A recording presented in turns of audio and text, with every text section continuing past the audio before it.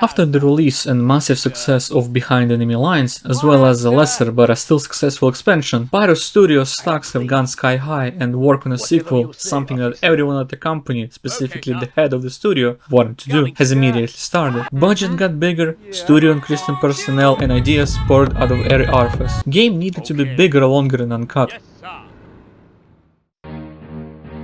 Summer 1940. Incapable of resisting the overwhelming advance of the German blitzkrieg, Poland, Norway, Denmark, Belgium, Holland and France are brushed aside within a matter of months. While the German army is getting ready to invade the island, Allied command is desperately trying to come to terms with its situation. An audacious plan is approved for the creation of a special unit of elite men. Only the best, the most highly trained, only men of courage. Their mission, become the vanguard of the Allied troops, the spearhead of the counter-offensive that must lead to the defeat of the Third Reich. The Commandos were born. With all that being said, hello everyone. Today's game is somewhat of a childhood favorite of mine. Have you ever wanted to lead a team of experts in their field, the field being covert operations and murder, going undercover as an enemy commander or a woman? Strap in, as this sequel got you covered in all fronts. I can do this. Commandos 2 Men of Courage was released in September 20th, 2001. Oh no. That's either the best or the worst time to release a covert operations squad game, where the objective is usually to blow shit up. No wonder the genre is dead, it's fucking cursed. And my video's timing couldn't be more perfect considering 9/11 2 is in the works. Shows you how long this video took to make. Similar to the previous title, it was released for PC and consoles. Oh boy, I sure hope it's another bootleg Sega Genesis release. Sadly, no. It was released for at the time modern consoles like the original Xbox and PlayStation 2. There was also a Sega Dreamcast version of the game planned. I gotta give them props for ambition.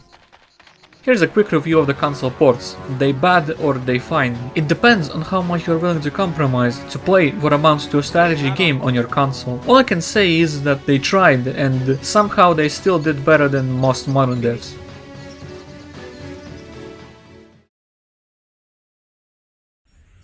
Would anyone have guessed that a game released after 9/11 would have more troubles playing on modern systems than a game released in a Paleozoic era? It opens, but it forces the resolution, and for some strange reason, the menu and FMVs are always 640 by 480. So even if you change the resolution and options, pressing escape in game throws Windows into a frenzy fit. So the usual shamanistic dances are required. Get a copy of Commandos 2 Original. Steam, GOG, other means are all valid. All of them should normally open on modern systems. Except Windows 11. Somehow that one is just cursed and just keeps getting worse with every update. If you're okay with playing in 640 by 480, then playing is not a problem. And if it opened once before, it should play completely fine. If you want higher resolutions, 1280 by 720 is default max on Steam's non-legacy version, but you will have a screamer every time you press escape or end the mission. Actually, that's just true for every resolution that is not 480p. Also, GUI doesn't scale after 720p. Now, if you want even higher resolution like 1080, good luck. There are some magic dances you can do, but none of them address the main issue. If the game doesn't open, enable direct play and change the high DPI settings, override DPI to application. And if that doesn't work, now you have empirical evidence that God just doesn't like you enough. Or I guess you can try the HD version. Game had a remaster release in 2020, but it's... If we get rid of the commanding officer, the rest will not be able to offer... How does one explain?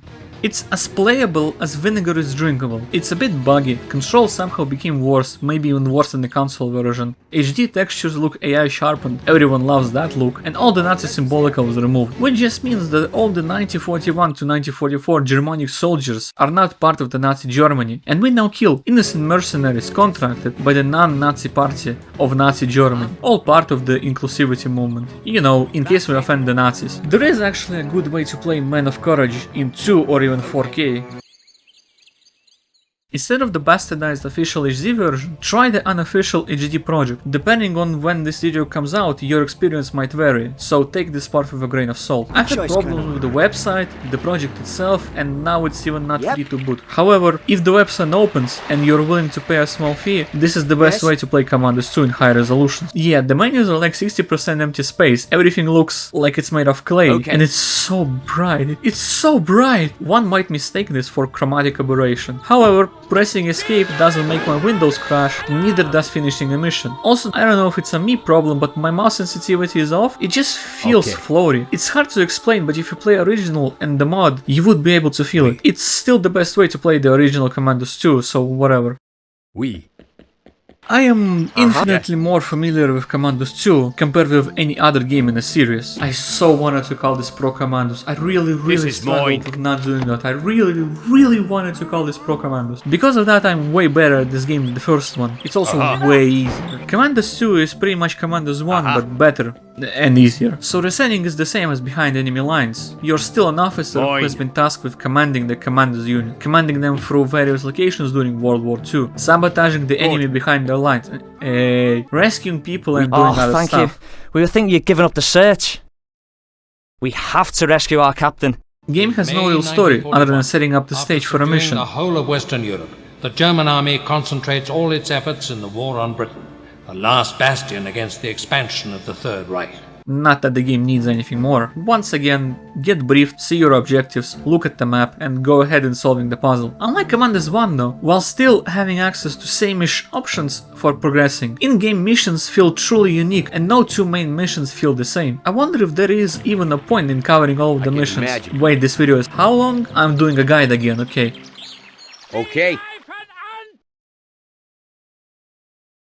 Men of Courage did many improvements on the BLT's gameplay. In short, the problems were ironed out and new additions addressed the rest of the issues found in Commandos 1. The good game that was already great just became even better. The improvements start even before the gameplay. Here's where I put the options menu has actual options joke. I now need to shoehorn a Yakuza reference and we can be done. Unlike last time, you actually can choose which mission to play and easily replay them. The password system is still here, although its only use is skipping to a specific mission. A difficult choice is a fine addition. Here's what the guide says the difficulty changes. And here's how the difference looks gameplay wise.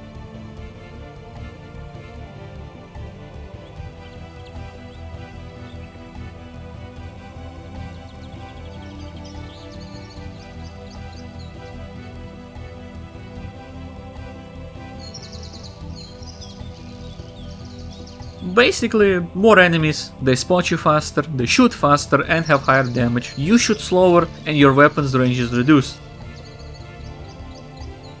Behind Enemy Lines had 20 missions, Beyond the Call of Duty had 8, Men of Courage has 2 training missions and 10 main missions. You might think that the lower number of missions means the game is way shorter, that's not actually true. This time they decided to go with quality instead of quantity. Missions are way more involved, maps are bigger and more detailed, there's just a lot more to do and a lot more ways to do it. Well, hello everyone. Since this video is very long, I decided to put the YouTuber begging close to the beginning, since how many of you will even think about watching to the end? I've added chapters to the video, so if you can't watch the full 2 hours straight, don't be afraid to take a break whenever you want, and come back later. Think of this video as a show, where each chapter is an episode. Yes. Yeah, I just wanted to say thanks for watching, remember to like and subscribe. This was a long project that I really hope you enjoy. Well, back to the video. Oui, monsieur. We must clear this border post to allow our troops to pass through. Now every mission starts with a If we briefing get from the rid of the Commandos you commanding play as, officer, the rest will not be able to offer any resistance. or sometimes the headquarters. Commandos 1 had singular tutorials for each commando. Commandos 2 has 2 training missions that don't actually explain anything. Console version actually has prompts that explain the mechanics fully, but here you're just thrown in. Granted, the mission is easy peasy, but still. Map is once again quite useful. It shows both every single enemy that can be seen, as well as shows your objectives. One of the best things they changed are the notes. Notebook is not just here's a random hint spoiler, it's also wrong. It now properly tells you exactly what to do. Clicking on each of the objectives gives you more info and hints, as well as points you towards it using the yellow arrow. Secondary objectives are exactly that, so are clues. Another great thing is that objectives that you finished actually show up with a check mark, so you can easily track your progress. Okay, it's actual mission time. Okay. I feel embarrassed just trying to explain the tutorial. If you come in fresh from behind enemy lines, not seeing tiny things of the spy makes you question how are we supposed to stealth the mission. Well, as part of the improvements, everyone was given access to their second hand to make a fist, but again only one. You now can knock enemies out, and if you tie them up, they are considered dead. However, unlike dead enemies, the bound ones can be unbound by their friends. Tell me. Game also decided to add an inventory screen. Every character has their own inventory, which can be accessed by right-clicking the character's face at the bottom right. Everyone can carry everything, but only specific commandos can use some tools. The other important thing is F10 and F11. F10 shows you almost every interactable object on the map, inventories that you can access for loot, and something else, doors and hatches. F11 highlights enemies. Don't be shy using them. Some inventories can be hidden from view, and some enemies can be hard to see. Map is separated into two parts via the barbed wire. Just follow the objectives and you'll figure it out. You are a big boy. Just be aware that while you are on the cables, you are considered hidden, but as soon as you use the pole, it's as if you are standing right near it. Not that it matters in this mission. Tab is now the shortcut for showing field of view, because the shift key is now a multi-use for everything. Open storage, tying up knocked enemies, use a specific tool like lockpicks or wire cutters. It's an amazing thing, the shift key. You are required to get rid of all the enemies before mission is considered done. Mission is straightforward, I mean, yeah, it's a tutorial.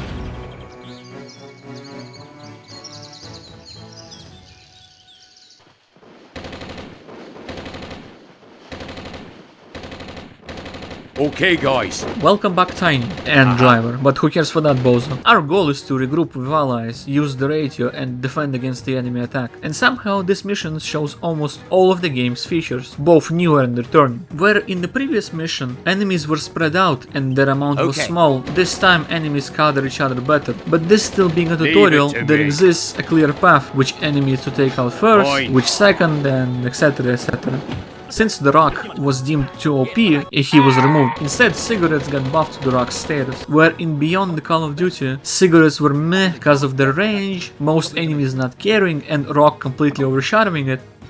Now, Planet Blues attract most enemies, and they take their time picking the pack. Use them. Don't be shy in using them, there are plenty of cigarettes in each mission. Another big difference between Commandos 1 and 2, running now creates ripples in the space continuum, which in fact creates sound. To compensate, everyone's normal walking speed was buffed, I think. Another fun addition that is really useful is ability to stick to walls. This allows them to move along the wall and not be seen by the enemies in their outer view, as well as be invisible to the enemies above. A seemingly meaningless addition added for flavor just shows how much thought went into the game and game's mechanics. After clearing the starting area at the bottom and top of the stairs, you can see multiple hostiles to the right, which allows us to find another new addition to the game, the camera. Commandos 1 had only one angle from where the game could be played. This limitation made it so everything on the map had to face you, and if at any point you had to do something behind the wall or a building, it felt buggy. Last issue is still an issue, however, pressing Alt camera can now be rotated 90 degrees. In this mission it just helps to see one hidden guy behind the booth. The camera rotation allowed devs to expand the maps and add dimension to the environment.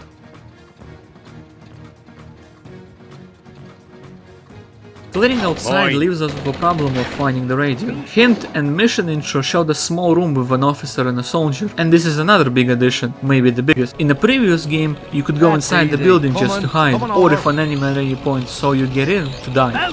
Men of Courage added actual interiors to the game, ranging from small booths to a full-fledged freaking castle with way too many rooms, and it's an amazing addition. Interiors are treated like its own map, connected to other maps through various entrances, doors, windows and trapdoors, as well as doorways which are not highlighted by F10, which is definitely never ever becomes an issue. Being hidden to you unless you are inside or peeking in, or through a hint. You can throw every type of grenade through these exits, which helps to clear them quickly. While peeking you can see inside, but be careful that the enemy don't see you, cause you peek with your full body sometimes. Mostly windows and mostly when looking from inside out. Mine. We have intercepted a transmission. A group of enemies is fast approaching your position. An enemy tank has received orders to exterminate you all. Defend your position and destroy that tank. Talking to allies in the field and contacting HQ shows us another two additions. Let's start with the most OP thing added, allied Tell me. soldiers. Immensely useful guys. Some of them have rifles with infinite ammo, which is already OP, because you can actually steal them. Yeah, you can just get an infinite ammo one-hit weapon with great range. And even with that being the case, it's still better to leave the weapons to the soldiers. Characters now have something called attack mode. Attack mode is a stance your units can be ordered to take, whereby any enemy who enters their cone of vision will be automatically shot at. Works with any weapons available, but mostly will be used with pistols or rifles. Pistols, because standard issue gun has infinite ammo, and rifles, as I said before, are an insta-kill. A funny oversight or intentional laziness has to do with difficulty. As stated before, harder difficulty lowers the range of the rifle. However, attack mode's piscon doesn't change, which makes attack mode rifle shoot way further than intended on highest difficulty. The first shot in attack mode happens instantly when the weapon is fully drawn, after which there is a delay. So allies are basically turrets that you can move. Having them be in attack mode, they automatically shoot at everything within their line of sight and drop their pack. Pack magically gives them plus 30 defense, and you should always stay prone, aka use ground coverage. That makes soldiers' hitbox practically null. Since usually you get several of them at once, attack mode's only balance point does not apply en masse. Well, we cleaned the map without allies' help. Why should we use them? Well, the second edition. Some missions, only 4 actually, including this one, will have us defend a position against an incoming enemy attack. A neat button appears to signify an incoming invasion. Before you press it, you should set up everyone. You might be tempted to have allies spread apart, have enemies come in and be shot away from the road. Don't bother. Put them a bit away from the road, looking straight at where the road starts. Make sure every one of them is in attack mode, and have Inferno put an anti-tank mine on the road and the remote bomb just in case. Start the attack and have every enemy waltz in on their death. Sometimes the sniper can stay on the edge of the map, which makes your allies not see him, even if sniper's in the cone, so you might need to manually deal with him. If you place the mine close enough, tank will almost instantly die, and if it doesn't, you still have the bomb. Mission cleared. It's only been 2 missions, both tutorials, and I've talked about most of the game's mechanics. This just shows you how bad I am at pacing and how much new the game added. Most of these additions stay throughout all of the future games in the genre. That's how significant this game is in the genre as a whole. Every stealth, real-time tactics genre is basically an improved or reskinned version of Commandos 2. In May 1941, after subduing the whole of Western Europe, the German army concentrates all its efforts in the war on Britain. Britain, isolated from the continent, depends on supplies, especially weapons and fuel which arrive from the other side of the Atlantic. These supplies are growing ever more scarce. The German submarine fleet, the Wolfpacks, hounds the Allied convoys, which suffer enormous losses. La Palisse, located on the French coast near La Rochelle, is the most important German submarine base. It is the perfect base from which to carry out the deadly patrols. It is the U-boat's lair. You copy me? Go ahead, soldier. I am facing the front now, sir. I'm not sure if this mission is the best or the worst introduction to Commandos. Hold on, it looks like there's one of us in there already. It might be the best because of the next mission, but it also might be the worst because it's a pure stealth mission. The characters available to us in the mission don't start with weapons, can't tie enemies up, and there are no lethal weapons to find out in the open. Instead, this mission teaches us stealth. I can do this. Night advantage, light, dogs, drugs, and Natasha. Well, it's about time. We are tasked with using our new guy to infiltrate the Navy base. Our goals are to steal the Enigma machine, use it to decipher a message, use the radio, inform HQ about this. It is of the greatest importance. and go to sleep. Despite us starting on a boat, it's useless. Immediately ditch it and swim to the shore to contact our informant, the only woman in the game series. Nighttime immediately helps, since enemy soldiers now have a 3-stage field of view instead of the usual 2. In darkness, we can stand in the third range and not be spotted. The commando we have access to actually crawls extremely fast, so there is no point in not proning. Inside though, night doesn't exist. Knocking people out without tying them makes them run around after waking up, so be careful with that. Okay. No. Ow. After recruiting the seductors, mission actually opens up. The female spy is exactly that. She can safely walk through the map. Only officers and SS soldiers and running can make enemies see through her disguise. She can distract enemies by making them look at her, thus giving Lupin a free passage. Give Natasha a bottle. With that, she can also knock enemies out. Remember F10? Since missions from now on are big, there is a lot more containers to loot. Oh, look, something funny in a specific container. What's a puzzle piece? The guide says something funny about them. Like for example, every single non-training main mission contains puzzle pieces, and not once will an enemy carry a piece. These collectibles, if fully collected, give you a pretty picture and access to a bonus mission, which brings total amount of missions to 21. No, I did not miscount 12 plus 10. You'll know when it's time. They are hidden anywhere you have access to. They are found in crates, cupboards, tables, and locked boxes. F10 is your best friend for this. Like I've said before, I'm not sure what to think about this mission. It's weird in many ways. It's quite compact, but because you can only distract and temporarily knock enemies out, you can't really do a lot. It's also very straight and linear. As an intro to Commandos, it's maybe not great, as it doesn't show many of the best features that the game has. However, with the added context of the next mission, it turns around into being great. After getting your companions, or just Natasha, nightly walk helps again. Since enemies are practically blind, both can easily move across the field. Be careful if you come too close to the gate. An enemy pooch can alert everyone. Lips can actually solo this part of the mission. Go inside buildings, loot every single container that glows, and continue forward until the canteen. If you checked any containers, you've definitely looted some sleeping pills, so combine them with the box of alcohol. After some time you can steal the needed key. Now comes the interactivity part of the game. What do we do with the general? I will phone him and convince him to leave the office. But I'm not sure how long I will manage to distract him. You can not use the telephone, but it's really hard. So instead, put Thief here, give him the keys you stole, use the phone that makes General leave his office. Your phone ringing. Your phone ringing. Lupin moves in and lockpicks the safe.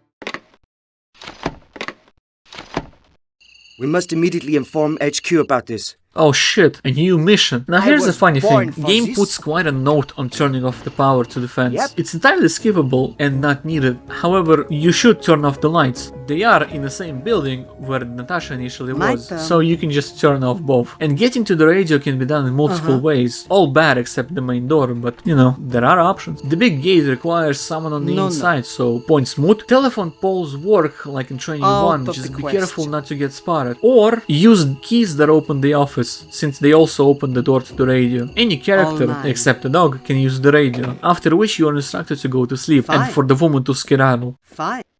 General Sir, do you copy me? Go ahead. The Nazis have captured an Allied submarine and its crew and are bringing it here. Good Lord, we must rescue them. We will send the rest of the Commandos group to your position. They will arrive in the morning.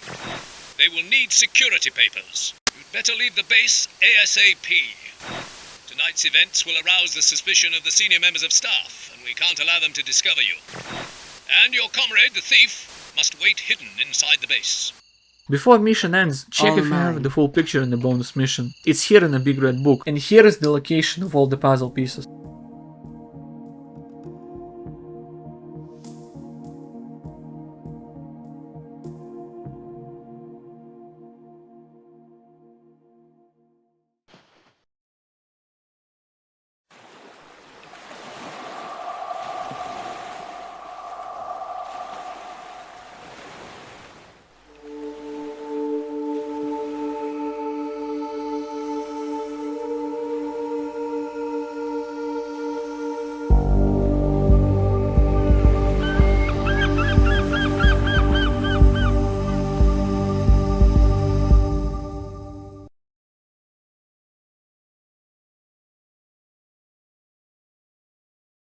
Oh hey, merit's back. Unlike in Commandos 1, this merit is just for brownie points. Special missions are unlocked from the puzzle. I still will talk about it because once again it's stupid. In Commandos 1 there were 3 merit bars. 2 original ones, which counted mission time and damage taken, scored from 0 to 3 stars. And 1 added later, which counted everything and nothing, this time 0 to 6 stars. This time system is more involved and way more split. It's not any better. In fact, it might be worse. The faster you finish the mission, the more medals you get. It's the same same as last time. Times are arbitrary and probably once again taken from beta testing results. However, difficulty changes the allowed MT, and if you really want to know, it's possible to find time if you are ready to decompile the .mis file. Mission briefing and the notebook sometimes give specific secondary objectives. By completing them, this box is ticked, similar to Commandos 1 merit score. But wherein behind enemy lines you could take a surprising amount of damage and still get full score, here taking almost any damage, even a fist hit that did literally no damage, still counts and demerits the score. Any character with a visible health bar counts, so even special characters' damage counts towards this. This one encompasses a lot.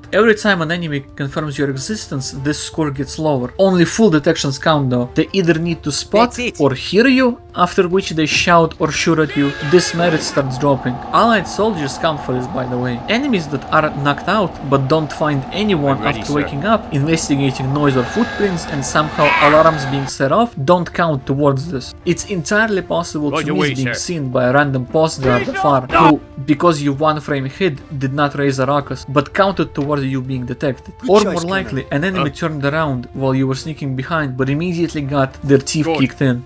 Wow, with such a name this must be simple. So, I was wrong. Every single room counts. Partitioned rooms count as one area, and outside also counts as one area. This would be fine if not for the bugs. In order for an area to be tagged as visited, sometimes two of your commandos have to visit it. What's even worse, areas visited by the green beret or spy sometimes don't count. In certain missions they have no effect on the score, but in the others they do. After more thorough testing, here's what I found. Spy never counts, Natasha always counts, and Tiny is half and half. A truly great addition. 3 steps forward, 1 step back. This stat is split into 3 parts. This one refers to dead or otherwise disabled enemies. It doesn't matter how you did it, just as long as they are out of commission. Neutralized enemies without shooting. This refers to enemies you kill by means other than gunfire, specifically knives and lethal injection. Neutralized enemies without killing. This refers to enemies you knock out and then tie up. If you truly care, go only for the last one, since the first 2 will get the same score. This merit just saddens me. This makes you go around the map and bonk everyone on the head and pile them in the back corner somewhere. But some enemies are impossible to not snipe or blow up, so God only knows if you get 5 stars. Depending on the mission, this merit is okay, but it's still a pain in the ass. This merit also can be seen in the same place where the time can be found. It's the total amount. It's literally an average function rounded down. 5 stars or max merit can only be gotten from every single merit score being 5 stars. And to top it all off, 2 missions don't even allow for 5 stars. This mission is actually one of them. 4 stars is max. Since it's just for brownie points, merit can be fully skipped. You know, I never actually cared for the medals before. I definitely collected all the puzzle pieces, but never gotten max merit. I mean, I am pretty good at this game, and I'm sure it's going to be a fun challenge to get max merit. Foreshadowing is a negative device. Delicate work. This really seems like a beta mission. We're back to training 1 area, only now we have to escape via the car. It's harder than the original training mission, but also dumber. It's all about timing now. Correctly time when to use the pole, and everything else is the same as training 1. Why does Sapper have a knife? No one here can use it. It's a good thing merit is not a factor for bonus missions, so you can have as much fun as you want. Yes.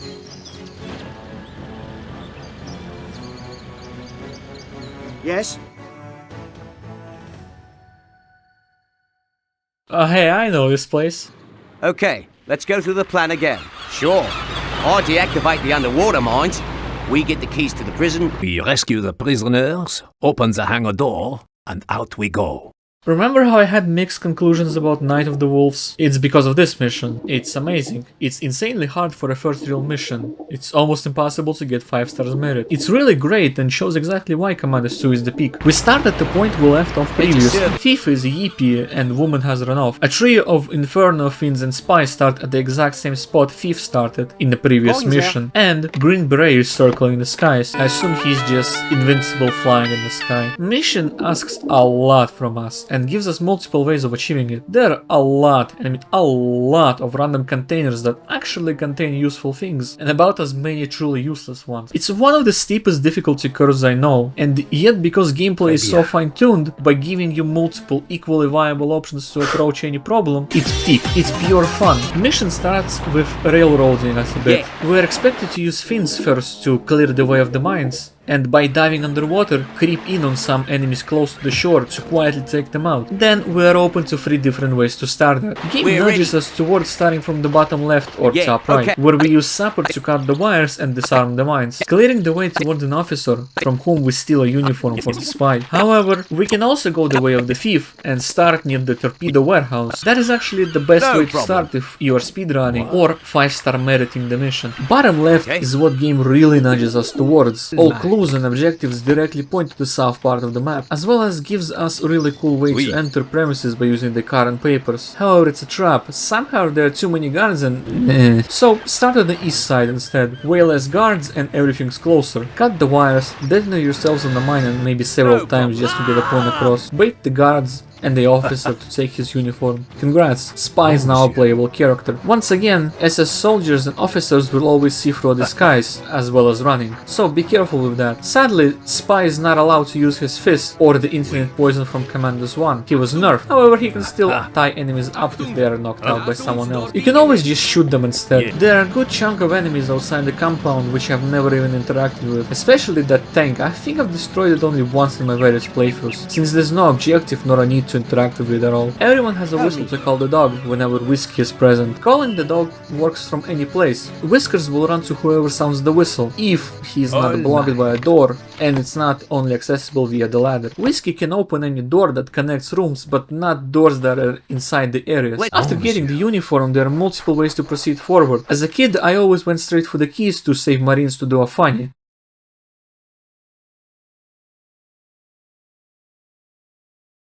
Oh, thank you.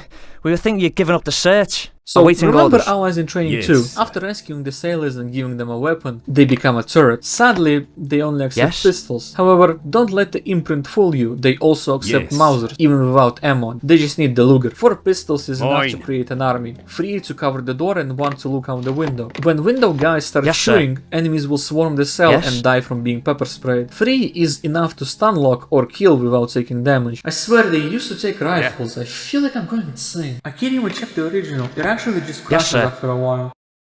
We have to rescue our captain. After you rescue the allies, they give more tasks for us. To save the captain and to blow out the torpedo warehouse. Let's destroy the hangar while he fixes their torpedoes. This'll disable them for a while. Saving the captain is easy, but he will also give more tasks. I hope the Nazis didn't dismantle my submarine. Ah, you've stolen the Enigma machine. Now we must get the codes for it. They're in the next room. We must also destroy all the fuel deposits at once. Don't forget, we must destroy all the anti-aircraft guns too. To steal the Enigma codes and to blow up the fuel tanks and anti-air guns. We actually don't need to blow anything up in this mission, those are side objectives. So yeah, mission actually asks quite a lot from us. Disarm mines, only the 2 from the top counts towards the completion. Use the radio and call Tiny, any radio will do and Butcher can drop off anywhere. The captain, the hangar door switch and the Enigma codes are in the same place, all of which are required, after which everyone needs to get into the submarine and mission ends. Sounds straightforward? Well, it kind of is, if you play it just for fun and your goal is to find all the puzzle pieces not caring for merit. Methodically going through the map is challenging but fun. Multiple snipers and guards that cover each other, big open spaces with numerous enemies, the fucking SS barrack. Oh god, I hate this building. If you only do the main quest, there aren't even a lot of hard places at all. However, if you want a juicy 5-star merit score, strap in. First of all, secondary objectives are all across the map. However, you don't need to wait until you get the task. If it's completed before the task is issued, it just automatically counts as soon as you get the task. Map has a lot of explosives, including grenades, timed and remote, even a bazooka. We especially want remote explosives, specifically 5, which you plant here, here, here, here and here. The warehouse explosion is kinda funny, because it doesn't actually trigger an alarm. Well, it does trigger an alarm, but this alarm just doesn't do anything. I guess it's ruled as an accident, so that one can be detonated at any point, and should be, because of the guys on top being a nuisance. Second is the problem of time and visited areas. Strap in. We only have 35 minutes. 35 freaking minutes. That's extremely low. Even when following a guide, it's still impossible. And visited areas are somehow even worse. Yes. Getting Spy to go around the map and visit every single place is fine, if that counted. You will be taking Thief around with the Spy, just going in and out of every single room. The mission has a lot of small useless guard bunkers, and rooms that have literally nothing in them. During all that, you need to knock out around 125 enemies that stay knocked out by the end. There are a total 182 enemies, and I might have counted some twice. And unless I somehow missed a whole barracks worth of enemies, that's 70% of the enemies that need to be KO'd. GameFAQ has a comprehensive guide on step-by-step things you need to do to get 5 stars. However, it's really involved and technical. Here are some tips and bugs I used to do this. The bestest bug from the previous title is now a feature. Isn't that how the best gameplay is made? In Commandos 1, a disguised spy entering last into any vehicle made that vehicle be seen as friendly, which allowed us to have fun and do a bit of trolling.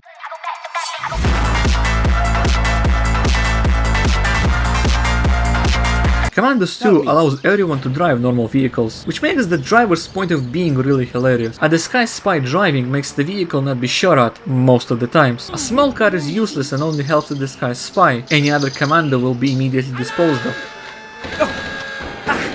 along with the spy. A truck, on the other hand, allows spy to move everyone without problem. Just make sure you give spy the papers Thief stole if you want to get inside. Trucking around the map is quite useful because of numerous snipers who do not see through the French disguise but see through anyone else's. Another really useful exploit has to do with remote explosives. Only the sapper can use explosives, but going around the map making him plant bombs takes too much time. However, since we can drop anything from our inventories, there is an exploit. Sapper can plant the explosives and someone else can pick it up already primed. This makes spooky as you had it. Make Inferno plant the bomb. Make someone pick it off the ground. When near an objective, open the inventory and drag and drop the bomb. Voila! Sapper can still detonate it. Be careful with this bug, it might not work sometimes. If some of the explosives don't blow up, even though the detonate button is active, try reloading and pressing them in a different order. That sometimes helps, and sometimes it just doesn't. Other than that, just be ready to do everything fast and visit every area. Look out for hidden rooms. Once again, F10 helps a ton. Save frequently, like almost every single enemy kill frequently. We need to escape on the sub. We just have to get everyone in. There are enemies on the sub, by the way, and there are 2 puzzle pieces on the sub also, so be sure to check that out before leaving. Yeah. And here are all the puzzle pieces.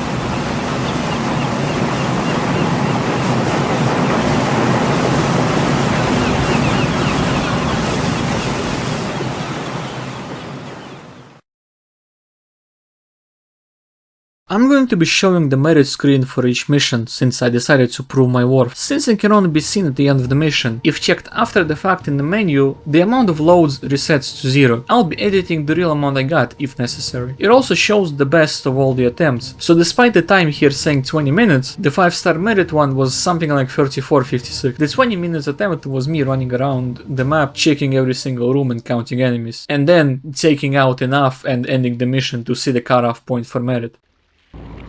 Both minds. What more does a girl need? It's pretty tight, 1 minute is not a lot. Unlike in Commandos 1, the sequel's driving is actually great. It's responsive and very precise. Mouse controlling cars allows for very tight drifting. However, for this mission, mouse won't cut it. Only in the manual it mentions that by pressing shift, vehicles go faster, boats included, and you can use arrow keys. Buoys, bios. The buoys, the bios, the floaty things in the water slow you down and you can't skip a part of the track. There are invisible checkpoints.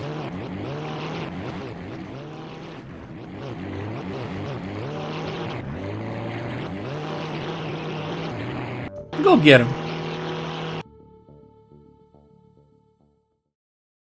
May 1941. The sinking of Allied ships by German submarines continues to increase, reaching the record number of 700,000 tons. The area is under the constant patrol of German destroyers and submarines, which also count on the air support of units stationed in Norway, Denmark, and northern Germany. The Reich zealously protects these waters.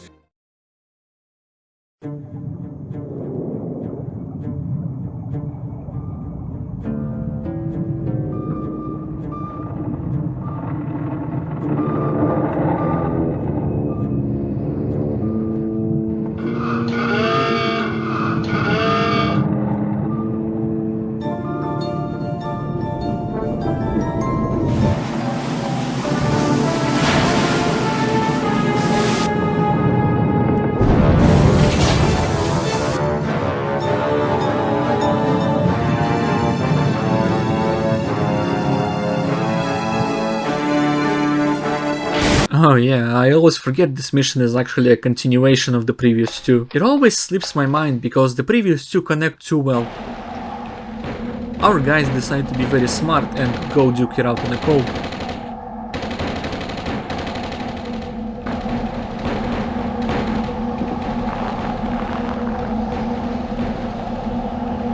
They all got captured, except the sapper, who courageously escaped. Good on you, Sapper. Marine overslept, I assume, and now has to save them all. Mission sounds simple at first, but once again more objectives get added as you play through. We started on the sub from the previous mission. We start with only a knife and a whole lot of containers containing random bullshit. Since this is a snow map, we get introduced to snow clothes. This is actually the first and the last snow map. If it's snowing in the mission, your commandos will have a meter when outside, similar to a stamina one, but green instead of red. And if they're not wearing snow clothes or an enemy uniform when outside, after a while they start taking damage. Snow clothes actually don't take space in inventory. Once picked up, they are immediately used unless the unit is already wearing a piece. We actually don't need anything from the containers. However, do take a bottle, grenades, poison, diving gear, and a trusty pack of smokes. It's our little secret that will help us later. Outside the sub is when the mission really starts. The best way is to clean out the top of the sub. And after putting on the suit, jumping on the side of Volos's and going around that way to connect with the sapper. I'm going. I'm going.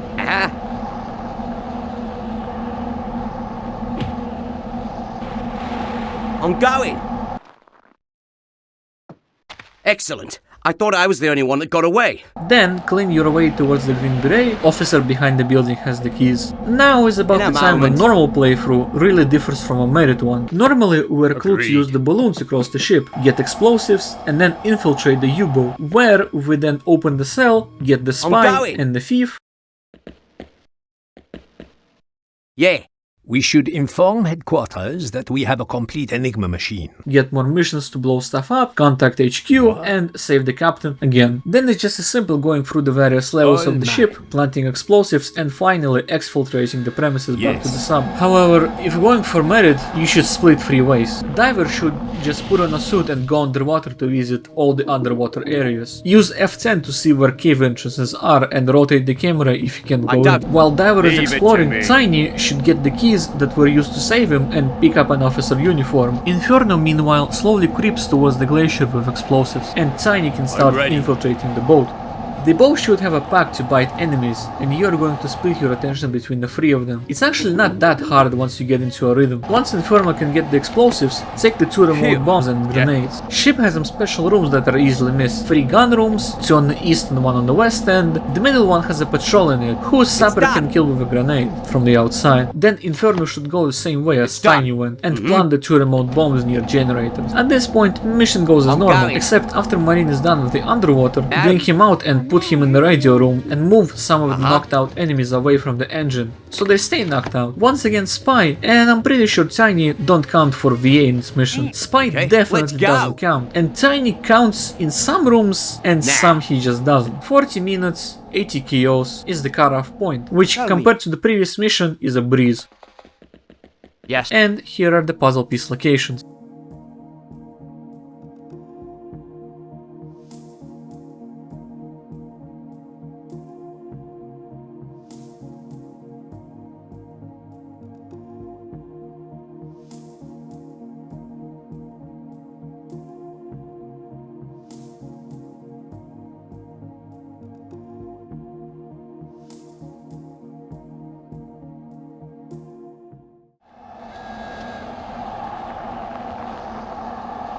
Uh-huh.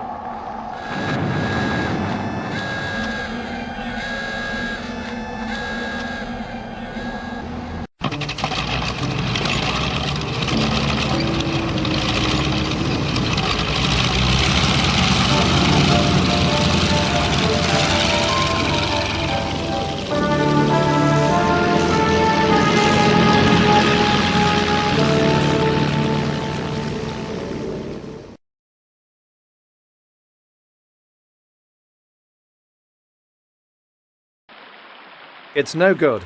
I can't shoot him from here. This sniper knows how to hide. Oh hey there, sniper. A bit early. You're literally in the next main mission. This mission is actually great. Well, it would be if not for the middle, the end, and close to the end. And objectives lying to you. Good. First part is great. Bait enemies one by one to open up a path forward. Classic gameplay that you know and love. This is more.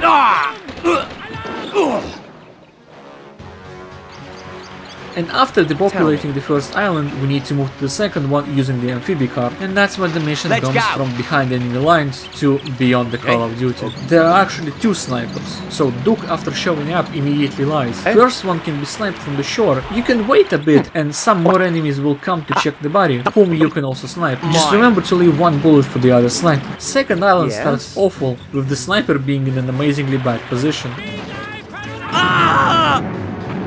Getting rid of grenadiers is great, and not dying from the gas and sometimes even molotovs is a cool feature that stemmed from Pyro Studios somehow freaking up the hitboxes of enemies sitting on a chair or leaning or looking out the window.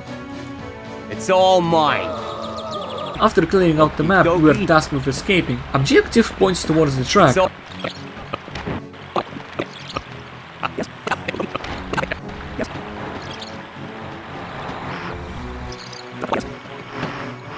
It's a lie, you actually need to use the machine.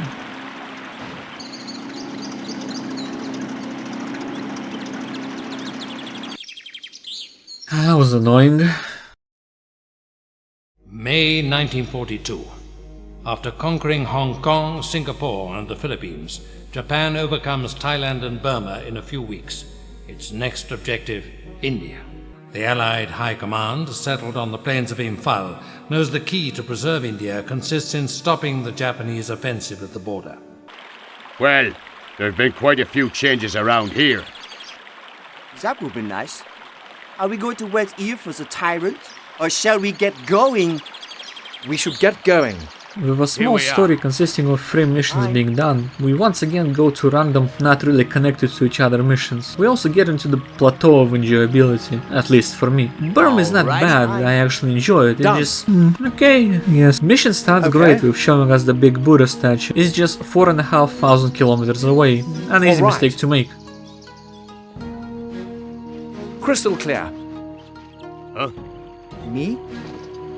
This time objectives are pretty straightforward. Rescue the spiritual leader and the Gurkhas, kill tyrant and escape on the boat. No sapper, so no explosions. However, sniper is here, so is the driver, but who cares for that bozo? Despite my disdain for trends, he is actually integral to the mission, which is hilarious considering that the only vehicle on the mission is the escape boat. We also get introduced to harmful wildlife.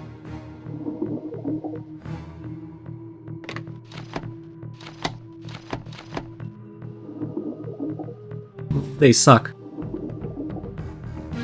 Wildlife was also seen in the previous mission, however penguins are so out of the way and only scream,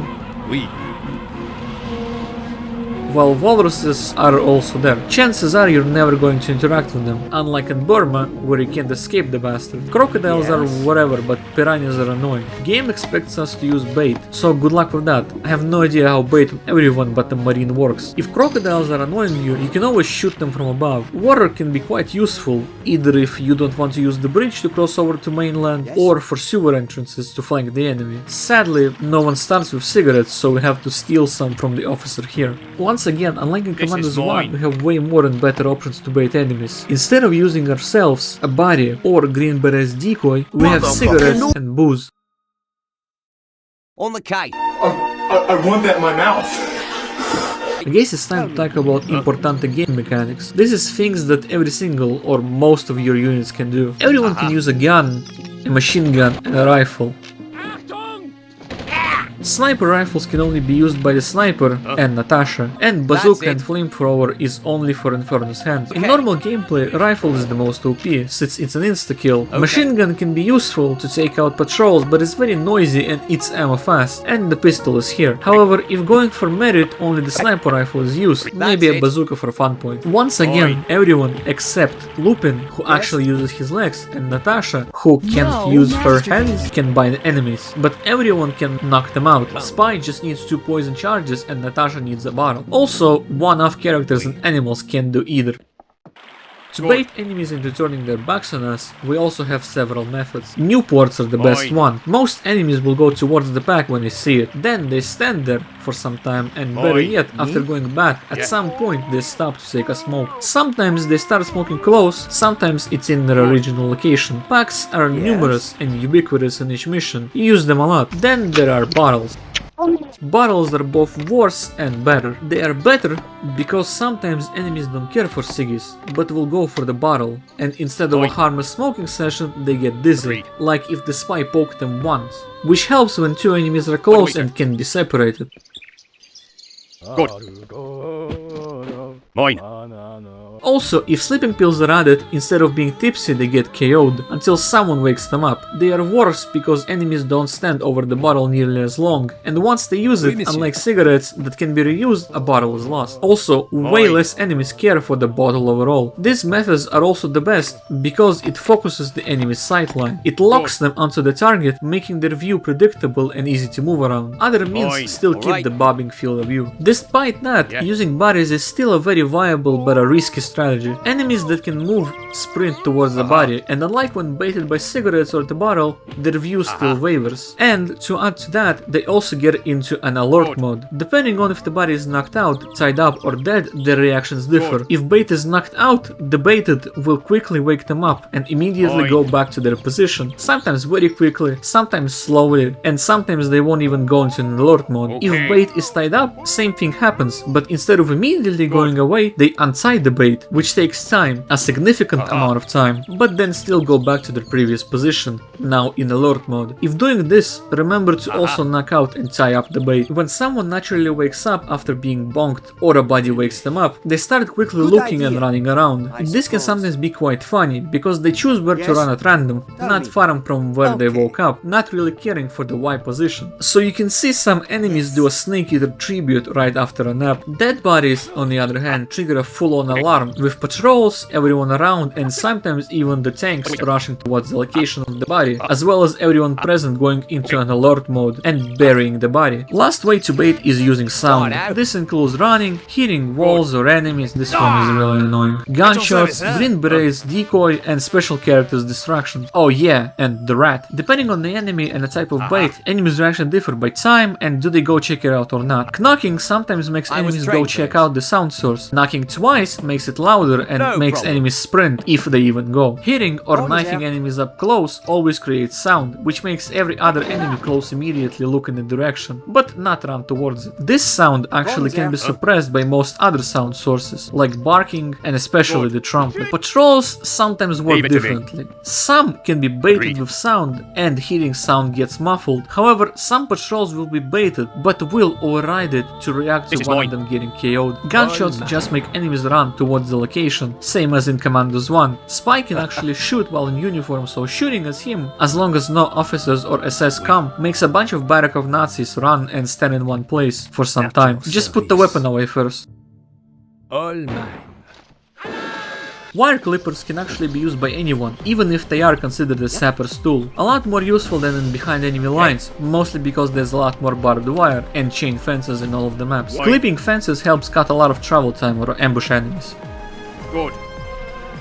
One of the most important parts of the game and one of the most useful mechanics is the uniform. As a dumb idiot kid, I never used normal uniforms because they can be used up and I was too lazy to move inventories around. However, as an idiot adult, uniforms are OP IF. There are 3 tiers of uniforms and their appearance doesn't matter. They function the same. Lieutenant and officer uniforms are only for the spy, so those are going to be explained later. Normal uniforms are bound to the key U, and J is the key to take it off. On anyone not the spy, uniforms degrade, but you can add more juice from other uniforms. When equipped, they make your commandos not be seen from afar, the further darker cone. Even when running, even when the enemy is alert. Also, when in light green zone, uniform gives more time before enemies spot you. However, when alert, they instantly see you. Making a long point short, uniform is OP, like really OP, like how dumb was I as a kid to not use it.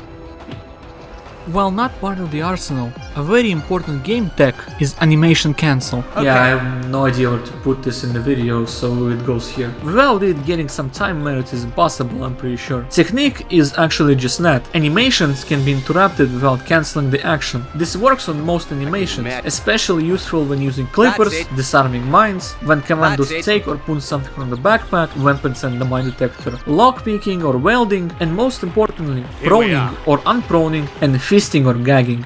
Fisting is $300. When using something, best way to animation cancel is to divert, start doing something else. If this is the last action you are planning to do, quickly run in place, this also animation cancels. Right click is another way to cancel an animation, but that doesn't always work. When fisting, best approach is thus. Use fist, hold shift and click the body twice, this makes the command knock, tie and pick up a body in half a second instead of 8 it normally takes.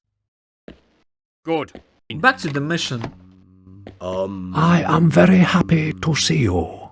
Mission gives a lot of sniper ammo, which is all useless, and gas grenades and molotovs, which are actually useful. Everything else is straightforward until the end. We are willing to serve you, but we have no weapons. Piece of cake. After contacting the Gurkhas, they asked for weapons, and we get a secondary objective to talk to the fat man. This objective doesn't go to the medic, by the way. You still want to talk to him, since without talking, we can't access the crates, which contain a lot of good stuff. Like previously mentioned, just a weapon is good enough for the allies. This time it's rifles, so we can have a lot of fun. They also say one of them needs to use the radio to make Tyrant appear. Just be aware that this is not an invasion type of event, aka the Baron doesn't appear. They immediately started coming in, so be prepared before using the radio. He's on his way.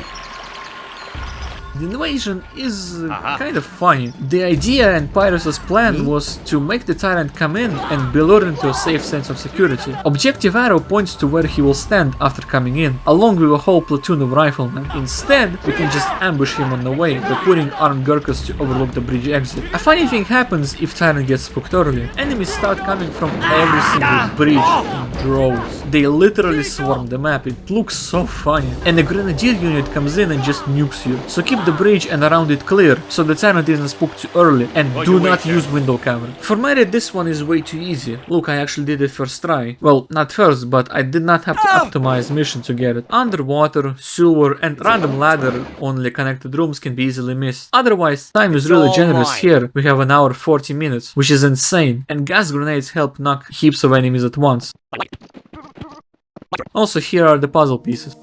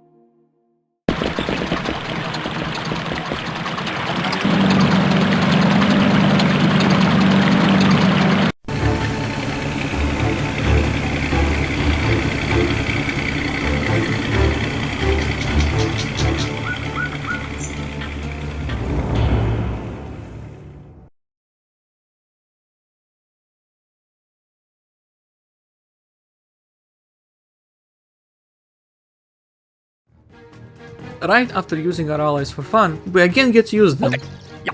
Set up the perimeter and release the horde. Be careful with grenadiers, they really love to nuke people.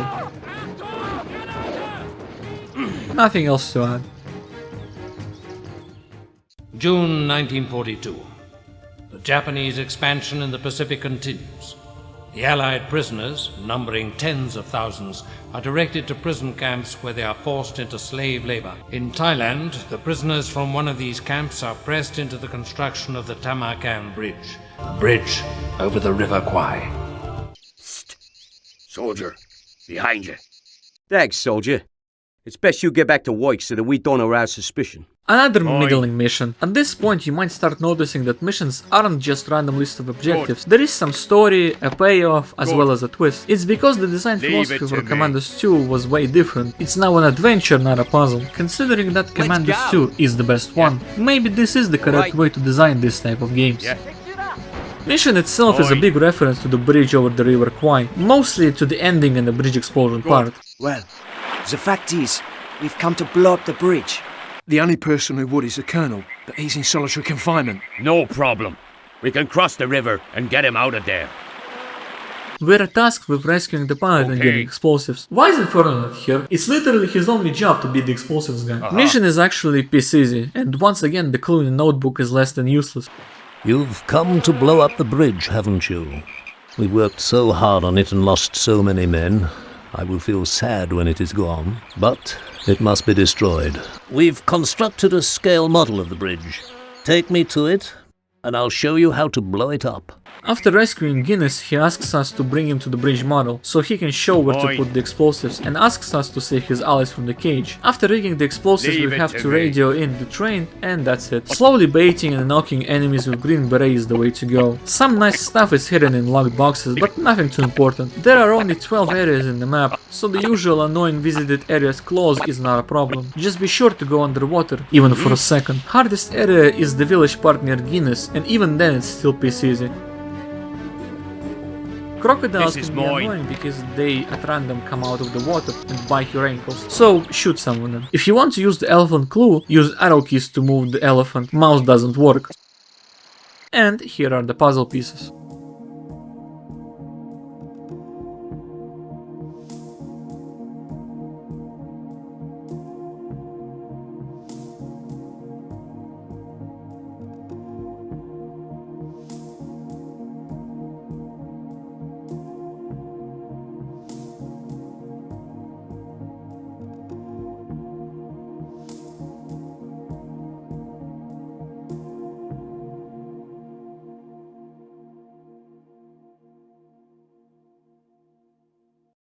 My turn.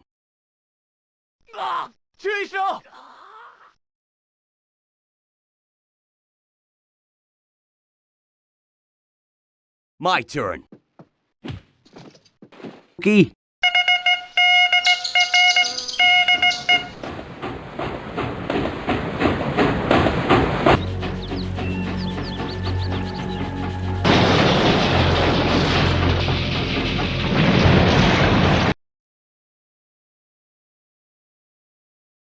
Welcome back Training 1, for the third time now, but now it's even easier because it's night. Actually it works exactly the same as every other time we work here. Clean the starting area, Thief uses the pole to go over, steals the wire cutters and grenades, goes back, and then Inferno just starts cleaning town. That's it. It's done. On the 28th of May, the Allies achieve an important victory at Midway, but in July 1942, Allied naval intelligence sounds the alarm. The Japanese have constructed an airfield on the largest of the Solomon Islands. The Allied High Command draws up a plan to take the island, but there is an important obstacle in their way, the island of Savo. Strongly fortified, the island is bristling with heavy artillery, protected in underground tunnels, safe from the attack of bombers. The island of Savo is the key to Guadalcanal. Stop! We're close enough. I think they've seen us. There! Nah, I don't think he's an enemy. He looks more like a castaway. Yes, I agree, and he doesn't look good. We should go and see who he is. Okay, let's go. Another inspired by an action movie mission. Our goals are quite simple. Destroy the weapons, and rescue the pilot, and escape. Ah, I'm so happy to see you guys. I was shot down 2 days ago by this damn anti-aircraft gun. If you'll help me, I'd like to return the favor by taking you and your men off the island with the seaplane. Hey, it'd be a pity to leave the island without a souvenir. There's a chamber near the communications rooms where they keep a statue of a monkey made of solid gold. Preferably with the monkey. We started in a rubber boat and we see a very excitable man. Aye, sir. He's amazing. I love Wilson. Prepared.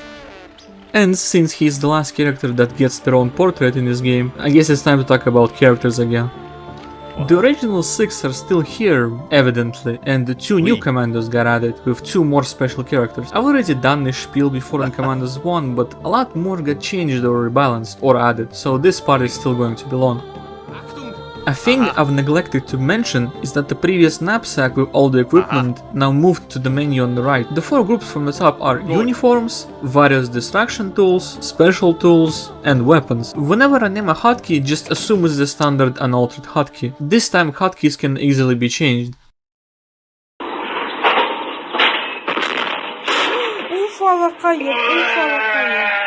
Still mapped to number 1 on the keyboard, the Green Beret is still a mascot of the series. Considering the previous mentioning of fisting, his usefulness is way down compared to Commandos 1. Adding to that fact, knifing only hinders merit, so he's not looking too good. He's still quite useful as he's really fast and he moves quickly while carrying a body. Just like in Commandos 1, Tiny can move barrels, but also can move boxes, locked or not. Mostly useless, but handy at times to move a box, as to not make another commando change the area. Knife is still present, but makes way more sound than fisting, and demerits merit score, as well as locks Green Beret into an animation that is not always cancelable. He can still climb stuff, which also includes telephone poles to swing across cables. Also, he can jump out of windows.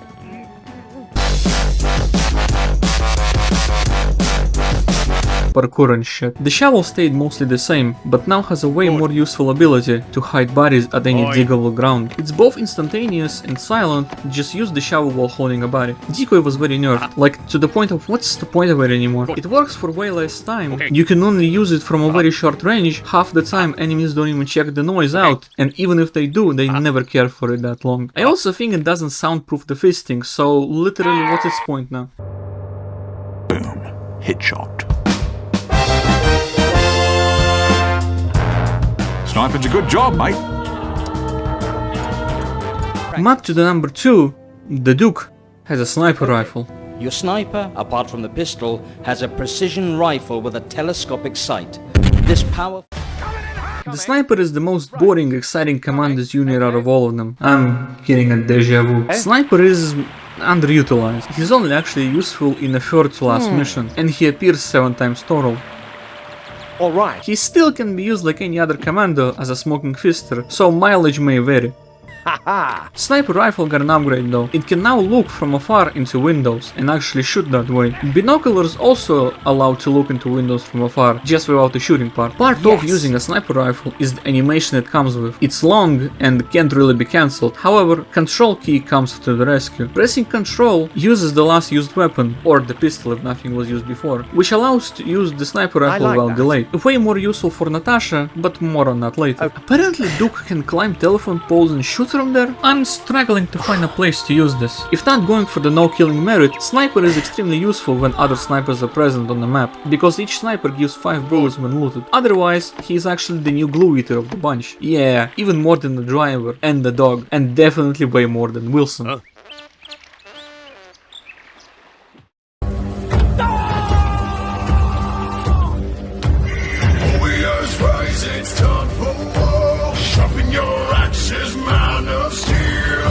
Map to the number 3 is the Marine. Finns can use the diving equipment, which allows him to stay underwater forever, as well as swim way faster, also to not die from the cold. Harpoon cannot be used out of water now, so that's a nerf, but it got more range and looks like it pierces through, not that it matters. Used only against wildlife and in one mission, specifically this one, against enemies underwater who have harpoons, which also insta-kill. He also has a grappling hook.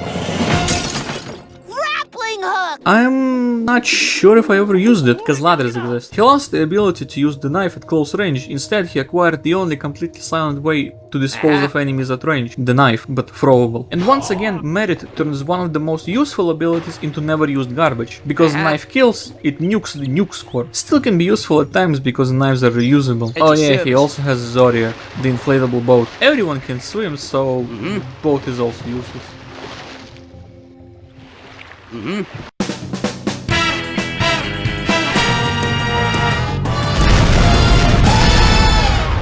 What makes me a good demo man?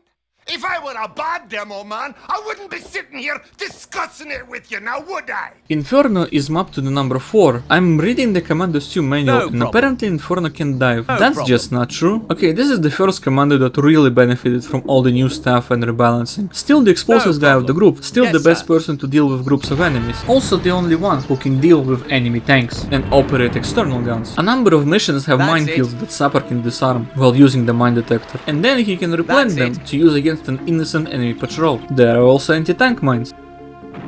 There are two types of big explosives, the timed ones and the remote detonated ones. Timer is set to 20 seconds and sadly the previously mentioned remote explosives bug doesn't transfer to this one, it just stops counting down. However, you can just shoot at the drop down explosive, preferably with a sniper rifle as to not make noise.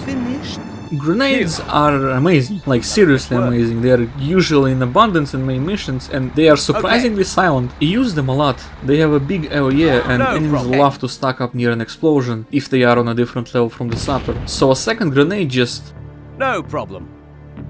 Beautiful. Bazooka is another new thing Inferno got. It's fun but hard to use due to a very long animation. So is the flamethrower. But flamethrower is at least way more reliable to use in attack mode around the corner. Blowtorch is another tool given to us. Its use is to exist on the map.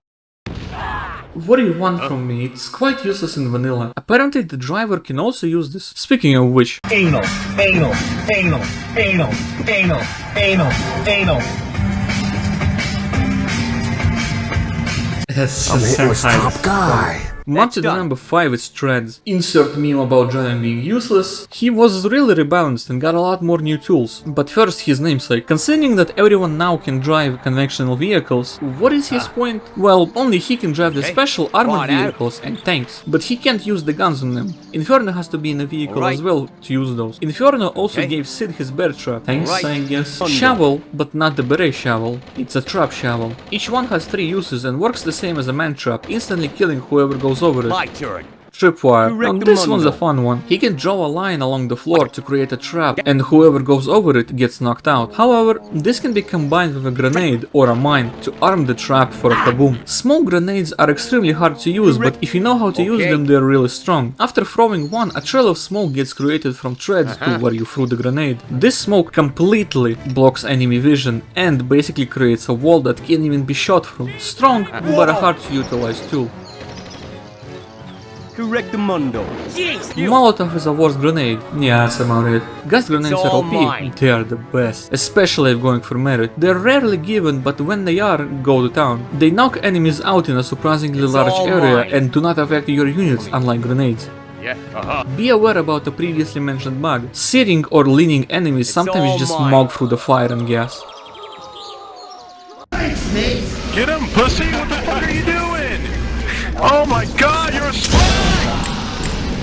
Number 6 is the Spy, and once again Spooky was rebalanced, both buffed and nerfed. However, his biggest nerf was him never appearing. Similar to the Sniper, he appears very little during the game, only 5 times total. This wiki statement is so false, it's hilarious, but at least 4 of those are in the main mission. I've already touched on the soldier uniforms, so the same rules apply here, except Spy can use uniforms indefinitely and is not seen through even at close range. The SS soldiers and officers can still see through, but only at close range. Along with soldier uniforms, Spy can also use lieutenant and officer uniforms. They're the same in most aspects, except Spy doesn't make noise when running in uniform. But if enemies see Frenchie running, alarm is raised. Wearing a uniform allows him to talk to an enemy, and depending on the difference between their rank and the uniform you're wearing, multiple things can be done.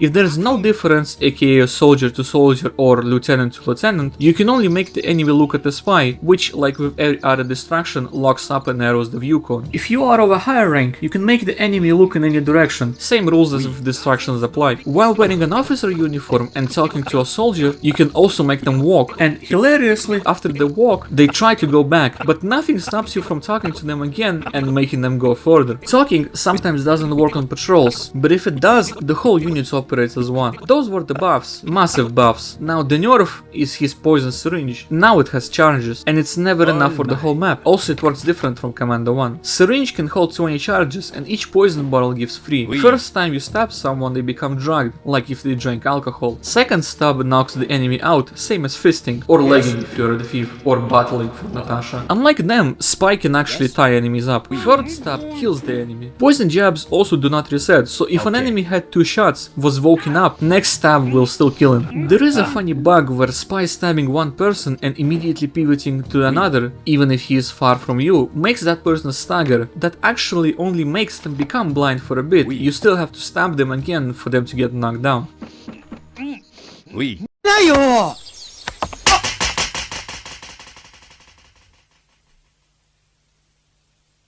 汚い手で触らないでね。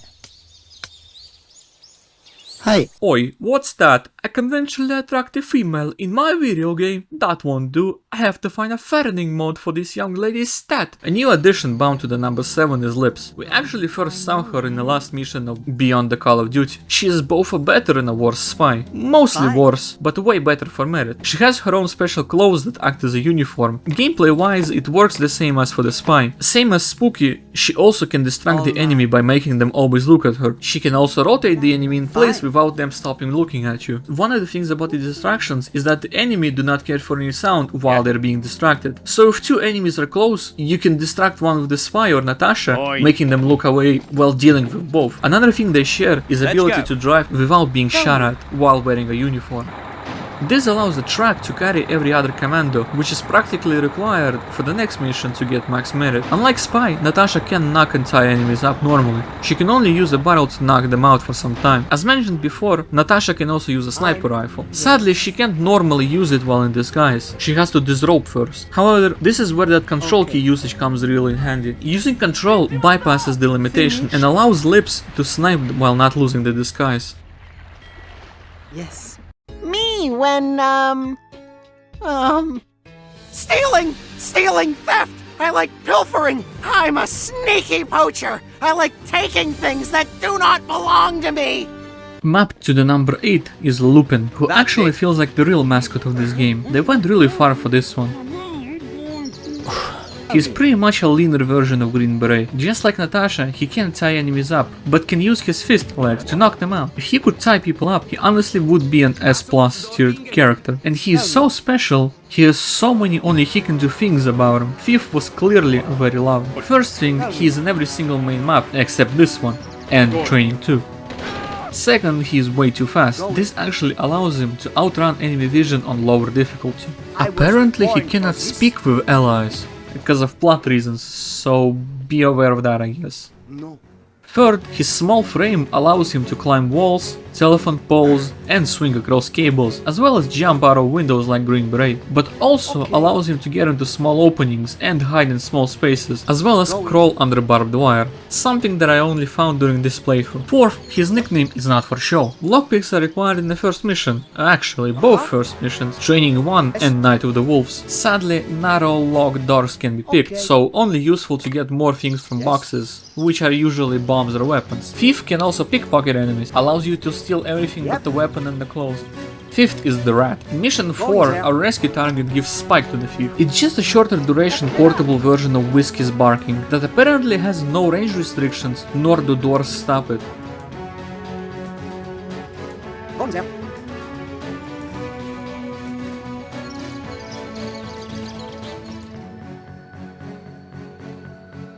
I'm taking my initial evaluation of the Rat back, it's great actually. Rat goes towards a location and then starts breakdancing, distracting enemies for a short period of time. Like other sound distractions, hides hitting sound, but not running sound. Better not. Собака! Она на кого настала? Сейчас. Ай-яй-яй, плохая собака. Well, time for special characters. The dog is mapped to number 9. I explained Whiskey's best features during mission 2, but he can only do stuff at a close range from the commander who last used the whistle. Stuff being barking. It's basically a longer version of what Spike does. Once again, useful to hide hitting sounds and focus enemies' attention. Otherwise, enemies don't care for Whiskey, so he doesn't trigger alarms when running across the map moving inventory. He can also sniff out mines, but Inferno still needs to disarm them. He is just okay, unlike last guy. Hey, Wilson! I'm gonna cut some cripple's eye out. You wanna come watch? Good times. Also numbered to 9 is the bestest boy, Wilson. That's it. Aye, sir. Ooh, I'm Sergeant Wilson of the Light Brigade, Lancers Division, serving under Her Majesty, Queen Victoria. Oh, I don't remember my number. Did you bring tea? Oh, no. Oh, it's inexcusable. I've been waiting for a cup of tea for 20 years. There are thunders every day, you know, and you'll hear the thunders in the tunnels too, so you can't sleep. I'll help you with my trumpet if you can silence the thunders forever, you know.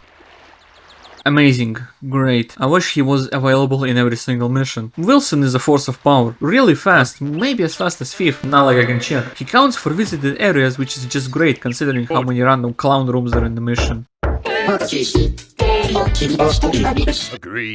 Well, unlike Whiskey, Wilson makes enemies go into alert mode when they see him. His best feature is the trumpet. Unlike Whiskey, Wilson can go anywhere, so setups to silently clean out rooms is way easier. Spam that trumpet if you want to get 5-star merit.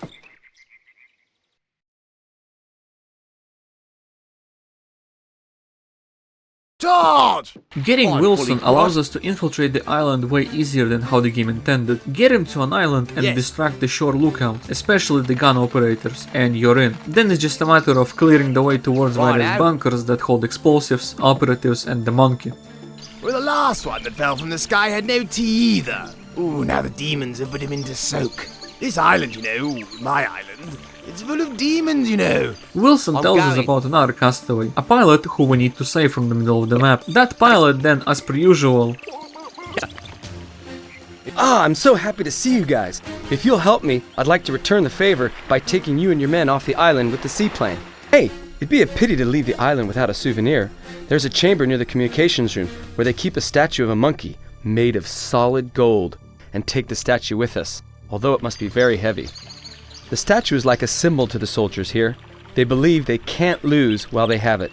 Gives us more things to do. I will tell you now, you want at least 2 bombs to do everything on the map. One for destroying the weapons and one for blowing up the wall for the monkey. Seems rather straightforward, just there's a lot of one-off random rooms. But we also have with the VHX, so just underwater stuff with fins, all the bunkers, and enough knockouts to permanently damage the average IQ of the island. Yeah, this merit score seems correct. That's how most of these missions end, with 1 medal in time and 5 in everything else. Okay, so how much longer does the time need to be? 30 minutes?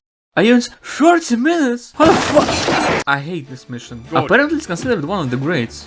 Well, I kinda hate it. Okay, maybe hate is too strong. It has a similar design to the third mission. Just only instead of a multi-layer ship, it's a series of connected bunkers. As a kid, having Wilson distract and Inferno using the cannons was fun, but sadly, since I decided to 5-star merit, no funds allowed. The usual problems with merit are present once again. Visited areas are not that much of a problem because of Wilson. Except underwater and the sunken ship are easily missable. Only Marine can visit them without taking damage. The problem with that are sharks and enemy harpooners. Enemies underwater can easily spot the Marine and either insta-kill them or worse, demerit the detection score. Time constraint is annoyingly close to possible, unlike in this boot. 30 minutes is not a lot, but after playing the map a couple of times and learning which building and which bunker is which, as well as figuring out the best sequence and how to proceed, it surprisingly becomes manageable and even allows mistakes. Wilson with his tuba helps a ton to speed everything up. Problem is knocking enough enemies, specifically 120, in 30 minutes is quite an ordeal. The way to expedite the process is by using Wilson in the clown rooms. Go into such a room with Wilson, put him into a corner and start tubing. One of the Commandos then starts knocking people out from the back. And don't forget the golden idol. Only Tiny can carry it. And I don't know if it's the HD Project's issue or a me issue, but apparently you can blow up the wall from the outside using the barrels. But I just can't make it work no matter how hard I tried. Yo, check this out. Look at this. Stop. Absolutely no way I'm getting through that. Completely solid. But watch this. If you're having troubles or you decided to not even visit the main bunker to clear it out, using the explosives bug allows that only Wilson needs to run around it and then drop the bomb. But that's a double-edged sword, as bunker has a good number of enemies in close quarters, so you will have to practically clean out the whole village and the outside out. What?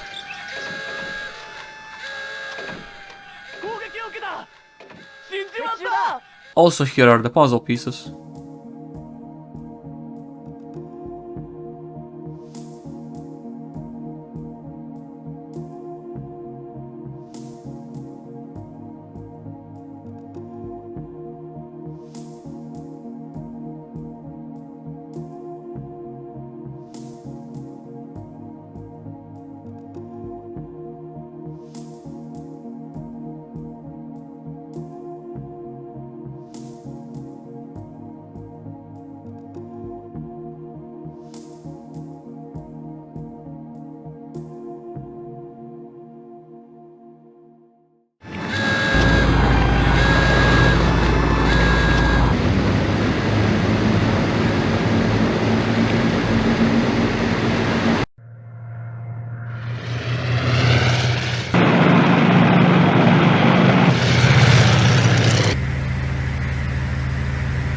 John, you just about crashed into the Empire State Building.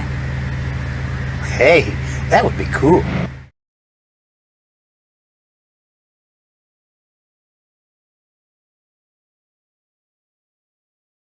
This one is a cool mission.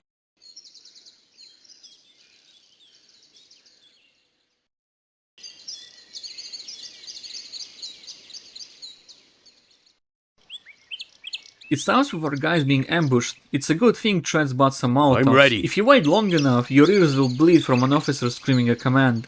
And enemy machine gunners closing in. Alright. So restart the mission and quickly throw a Molotov and try not to clip Inferno. Alrighty. Okay. And then a second one to clean out the rest. Spy starts with a uniform, so he can just clean and distract the rest. Get Inferno and have Green Beret climb the telephone poles onto the other side, where you should get the wire cutters, mine detector and at least one ladder, but better get two. And then climb back, but before the end, drop down onto the wall and drop the ladders on both sides for the other guys.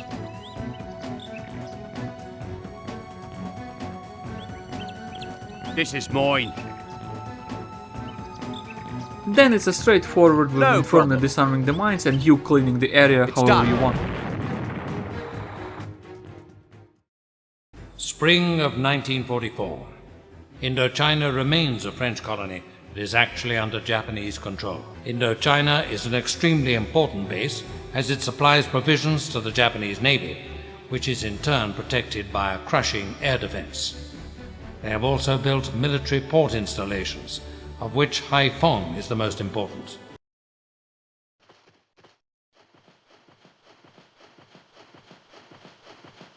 Where are you guys? Are you not in the aircraft carrier? No, I think we're trapped. We're in the warehouse to the west. I'm certain that without your help, we are not gonna get out of here. I can't believe that you're going shopping, instead of coming to save us. Well, I can't believe I trusted you when you said the sign outside said munitions depot. Unlike previous mission, this one is apparently less liked. Kind of understand this sentiment, but I also had a lot of fun with speedrunning this mission. We are tasked with infiltrating the compound, from where we infiltrate the mothership. We start with only the Green Beret and are tasked with rescuing Inferno and Lupin. Alright. We're going to have to find explosives to blow up the fuel tanks. The safest way is to destroy both sets of fuel tanks at the same time. I can climb the crane in the port and get to the deck of the carriers that way. I can then drop a rope ladder and you can all get up there. After which Inferno tells us we need to blow up the fuel tanks and hide on the ship. During all that, we can contact an ally who tells us about a special woman present in the mission. Well, by the looks of you, I'd say that this is for you. If you're looking for the pretty girl, she's in the white building at the end of the street. Get her out of there. It's no place for a lady. While considered a secondary objective, I would highly recommend getting Natasha, especially if going for 5-star merit. Mission is basically split into two parts: the starting Vietnamese town with lots of random shops, buildings and non-hostile NPCs, and the port, separated via the Great Wall. Mission is straightforward and has a cool mechanic of using an NPC truck to infiltrate in.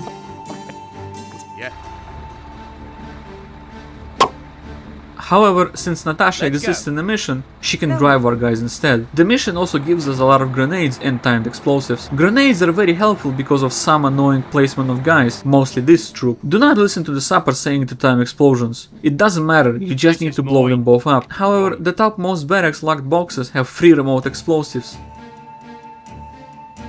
Good. If ending part gives you trouble, welcome to the club. Either blow up every single person under the crane, or get lucky.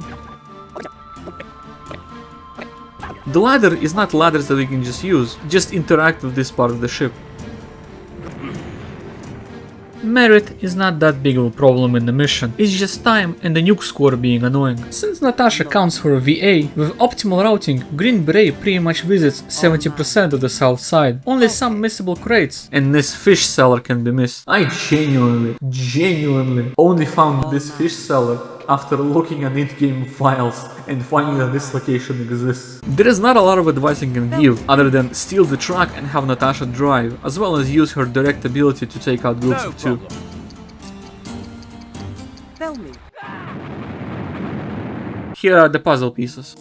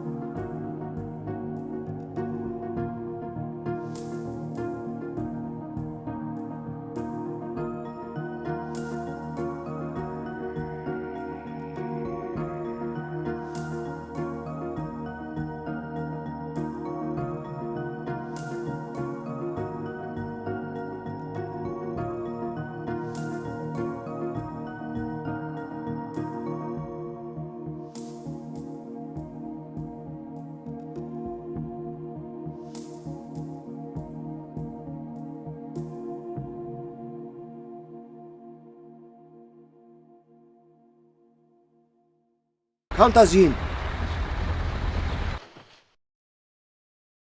Let's go.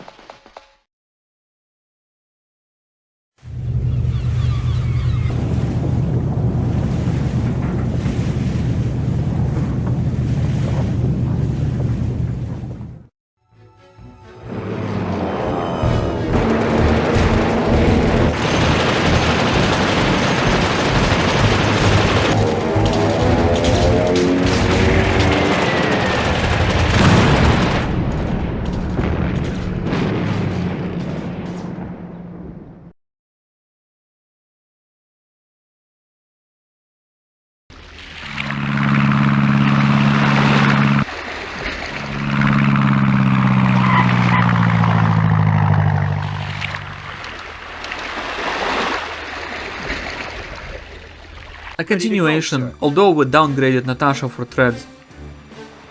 But map has a lot of gas grenades, so maybe it's an upgrade. Get wire clippers and sabotage all the planes, use the radio, escape on the white planes. Mission is pretty wide, so enemies and enemy groups are kinda spread out. Nothing new, I cannot just do what you did before. It's all mine. Okay?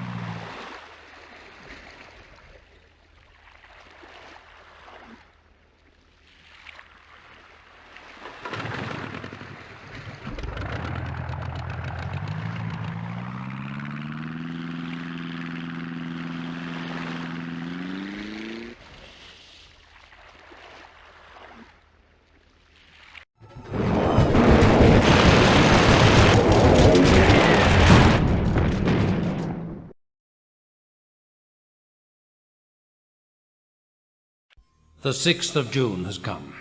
With the landings in Normandy, a third front is created, and the European War of Liberation begins. The taking of Cherbourg is vital for the receiving of reinforcements, and above all the armoured units with which to confront the German panzer divisions.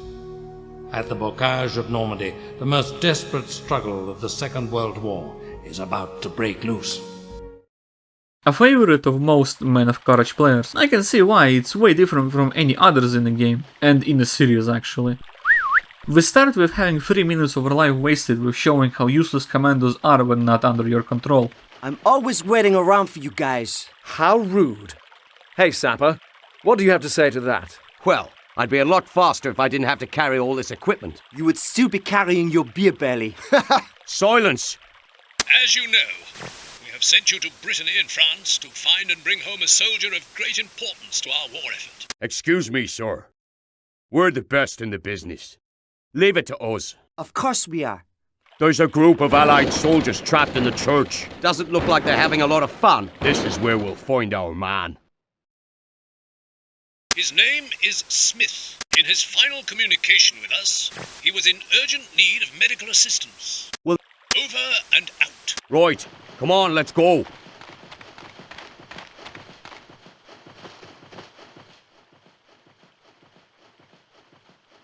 Give me room.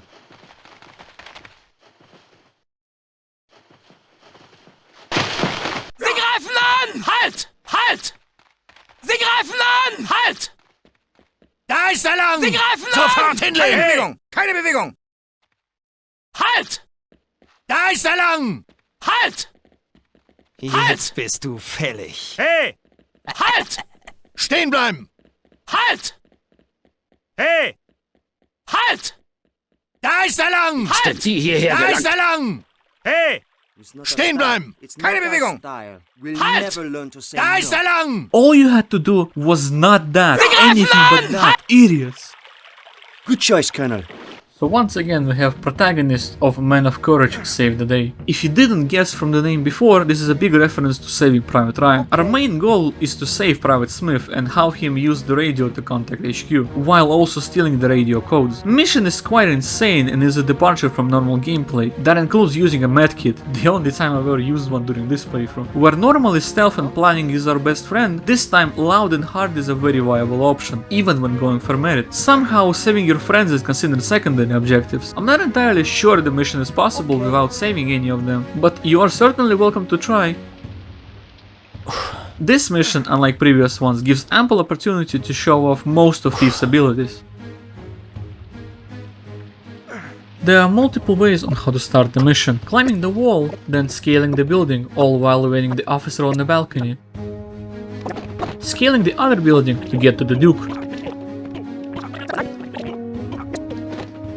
Or, my favorite, baiting this guy and then using the cables to get to the Green Beret.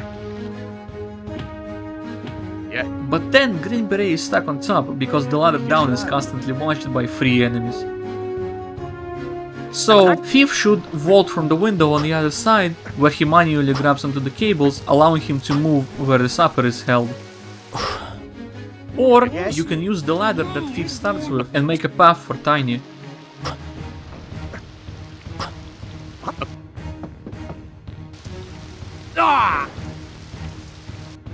All the doors are not openable from the outside, except the balcony one, so Thief has to infiltrate through the windows and picklock the entrances. Alternatively, Tiny can break open the doors. How? I don't know. I tried to make him do it, but it worked only once, and even then it was an accident. I'm ready.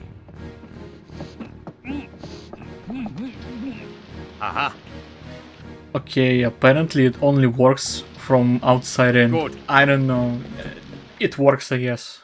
This is like the only mission where this is actually useful. That's not even a joke, actually this is the only mission where this technique is useful. I'm pretty sure Duke's sniper rifle is not on the map. Just give him one of the enemy's rifles, works just as well. Yes. Phew.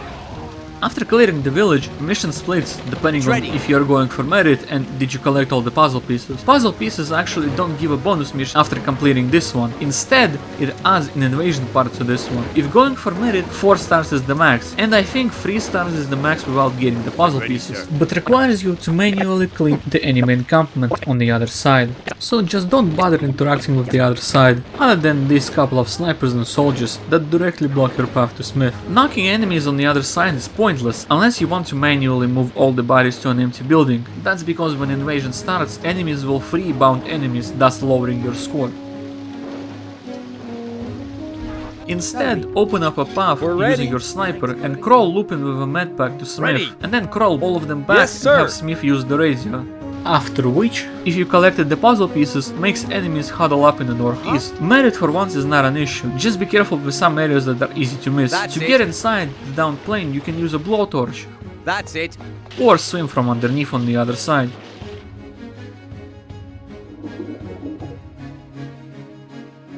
This is mine. Also, every underwater area, and church's interior, basement and sewer. For time, we have plenty, an hour 30. It's impossible to get 5 stars merit because Invasion has around 200 enemies that can be knocked out, so news and nuke scores are 3 stars max. Also, there's a good chance to get spotted and hurt during the invasion.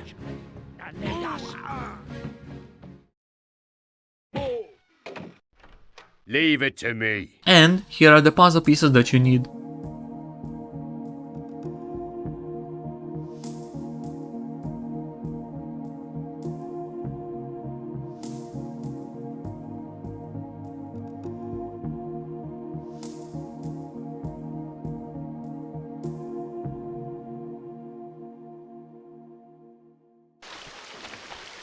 No problem. Might as well explain enemy types, since we're going to be seeing all, or at least most of them during the invasion. This time differences between Commandos 1 and 2 are not that substantial, so maybe even making this part is moot. That's it. Anyways, time to waste more of your time. One difference already was discussed during various uniform talks. There are 3-ish military ranks. The most common enemy we see, this subdivide into various types like patrolling, standing guard, sitting, and baitable and not baitable. Apparently, binoculars show info on enemy's health and whenever they can be baited to move. Okay, cool, I'm glad I made this video. I'm constantly finding new things about this game that I thought I knew back to front. Most soldiers use rifles or machine guns. Some enemies, which are for some reason considered a different type, use fists. Those are workers, sailors and executives. Also, Guide says some mechanics wear flameproof suits, okay? They use pistols. I've already explained their MOs while talking about Spooky. And once again, quickly now. Corporal's only difference from a soldier is that Spooky can't order him to move, and officers always see through disguises at close range. Fine. These are technically not their own rank, they are either soldiers or officers. However, SS soldiers always see through any disguise, and SS officers sometimes don't have the darker view cone.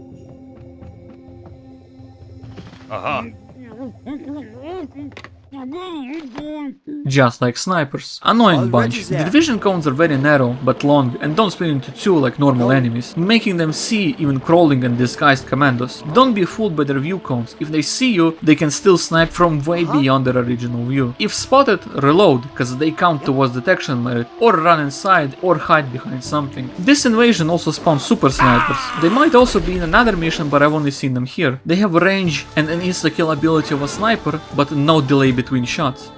Another new and exciting addition to the game, they main grenades, only grenades. They outrange your allies and definitely outrange you. They are the reason why looking out the window is a bad idea. One grenadier can wipe out a squad, primary target to take out with Duke during the invasion. Only show up in the Guns of Savo Island map, annoying guys. Yep, that's it. Also only show up in that mission. Lookouts are harmless snipers and gun operators are their sniper rifle. For reasons, every single cannon weapon has almost no delay between shots. This thankfully extends to both your enemies and you.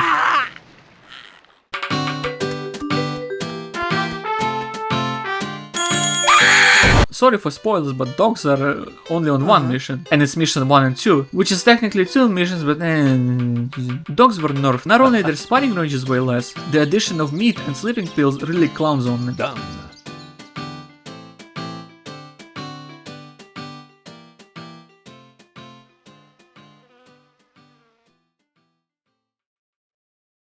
Yes, sir! glad to hear you're well. I wish I had better news for you. The enemy have fled the area but are regrouping outside the town. The enemy attack is imminent, and they will try to take the town center. Watch your back, as it seems they have you surrounded on all sides. A column of armored vehicles are approaching from the north. You have to try to stop the tanks from crossing the bridge. If they do, make sure that's the last thing they do. Okay, so you need to really prepare for the At your invasion. service. Yes. First, the losing condition is not enemies or a tank taking We're over ready. the west part like the general says. It's either losing one What's of your the next commandos target? unit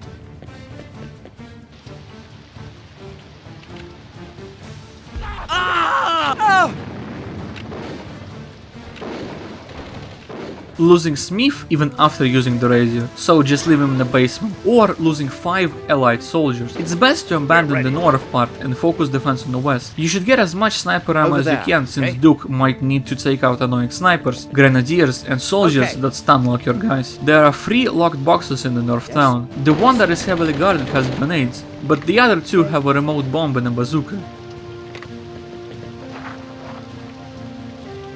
Okay. The downed vehicle at the bottom has 2 anti-tank mines in front, which Sapper should pick up, as there are 4 tanks coming total. Sapper should also get as many mines as possible, that really helps with the invasion. Put up anti-tank mines somewhere on the road on the north side, and put the bomb somewhere on or near the bridge. Don't touch the wire at the bottom, but open the bridge to funnel enemies in. Have Sapper start putting mines near the stairs where the mission starts. There are 7 enemies coming from that one side, one of which is a super sniper. There are multiple guys coming from the southwest side near the sandbags. At least one of them is a super sniper. That guy is a bastard. Hope he hits a mine. Several guys also come from the south dirt road, but that should be taken care of by the same people who are watching the road. While Sapper plants mines, start collecting allies, but be careful, if you move soldiers wrongly, enemy will attack the building. So start from the top, have them all lie down and move them like you moved Smith before. Let's go, guys! Then move the other guys. There are multiple ways to We are position ready, your sir. allies, however, that should include looking out the windows, because grenadiers will ruin you. After that, just remember to save after putting everyone in prone. Enemies' random movements can ruin the merit here, so you might need to save and load multiple times, not to get screwed by RNG. Have Duke snipe enemy snipers and grenadiers that are out of range of your units, and be careful with super snipers. Shit. Jesus Christ. Yes? After blowing up the 4th tank, mission ends.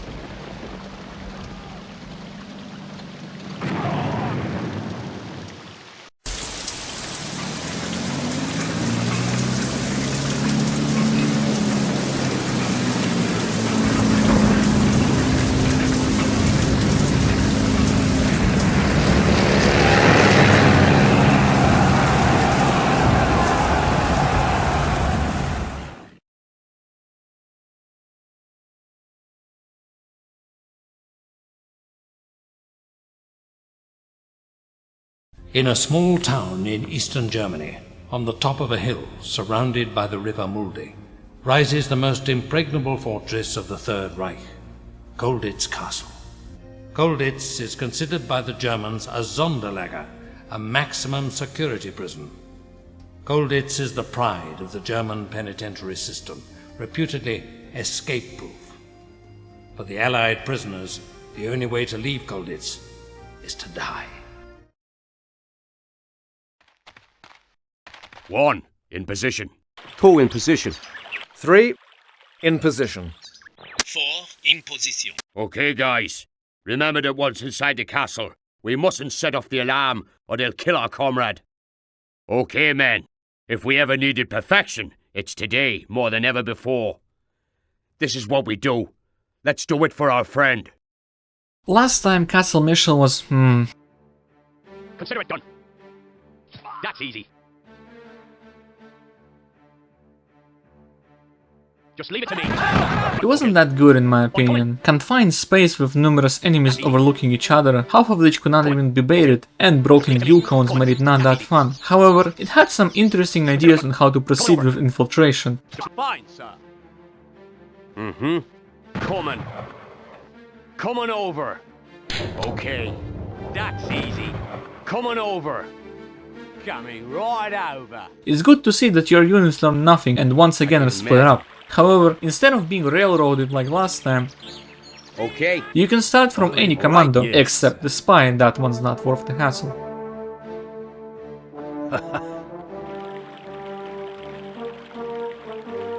Driver is the next worst start because of a couple of doubles that need to be baited out, which is mostly annoying.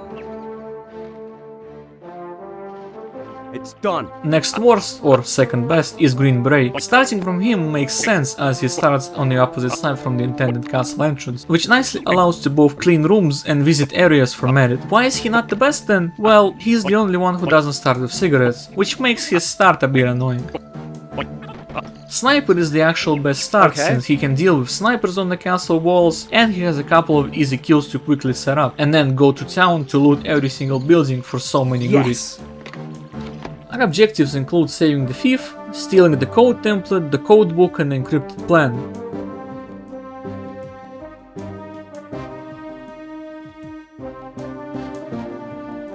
Okie dokie. Okay. Correctamundo. Yes. Thank you. It's funny. I never thought I'd be happy to see your ugly face. Now we must free as many prisoners as possible. Let's disguise them in German uniforms, and then they should be able to escape unnoticed. The prisoners have a radio at the top of the bell tower that keeps them permanently connected with HQ. Green Beret. When we get the 3 parts of the plan, you will have to call HQ.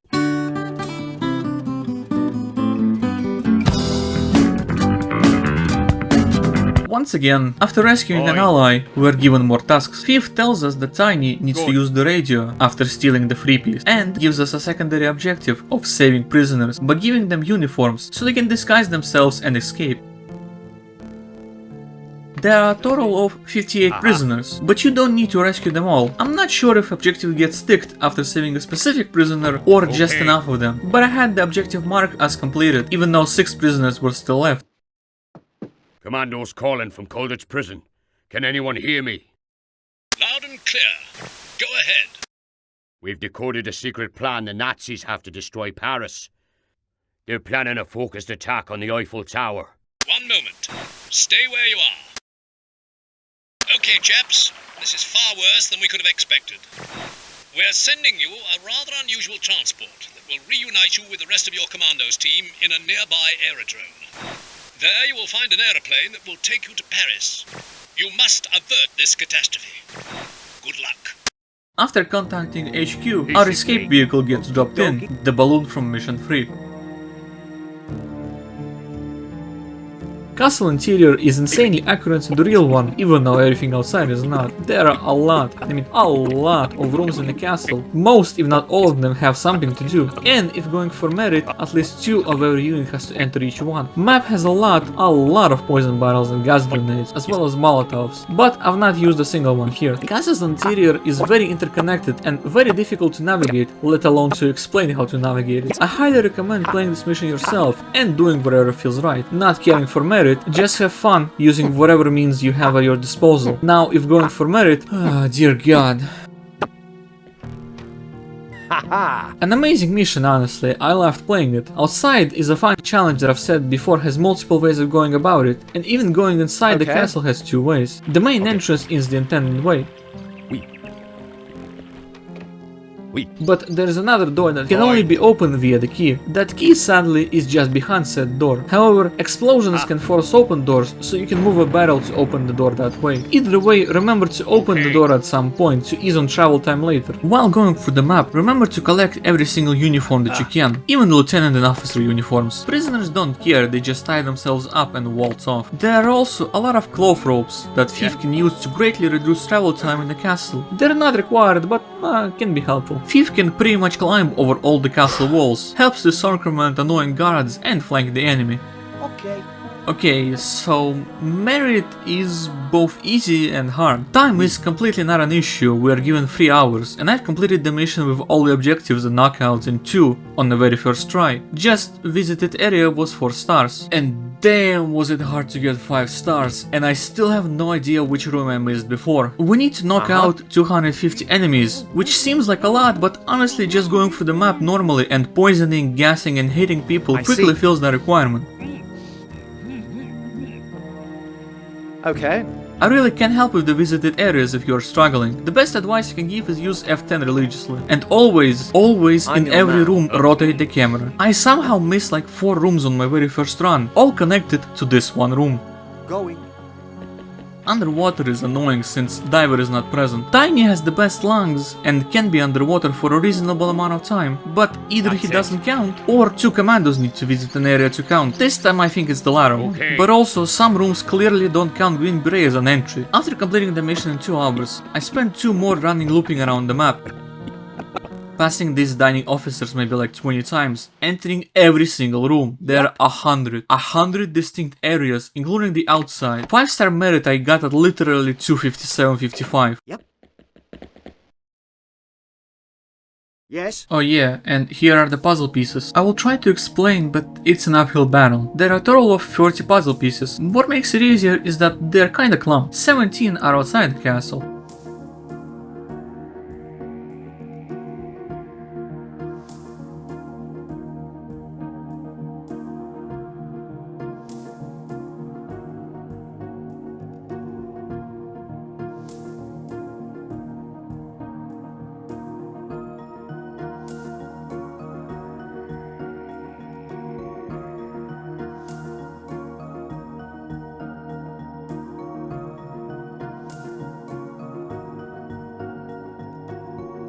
Last 13 are inside the castle, specifically in the prisoner area. None are in the administrative and the dining areas. Here's the quickest way to go to the prison area. All mine. Oui. Going there. Oui. Oui. Oui. And here are the last puzzle pieces.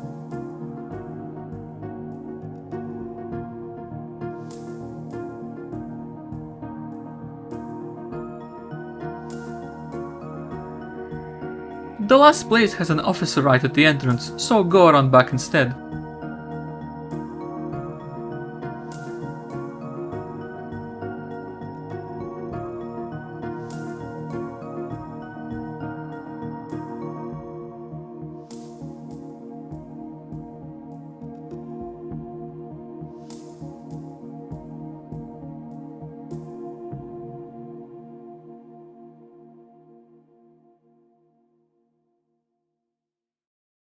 All right. Yes?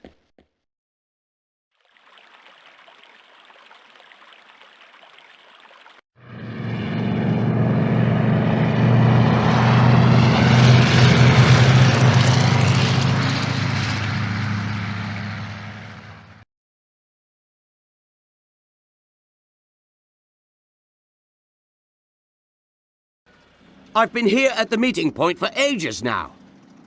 I'm moving as fast as I can. How many are there? I've counted 4 Panthers and 1 combat vehicle, but I don't know how many more could be nearby. I'm very close. Do you have mines or a bazooka? No, I haven't been able to get them yet, but I know where they are. Hey, you didn't have to wait for me to do all the work. I hope that loud noise I can hear is you.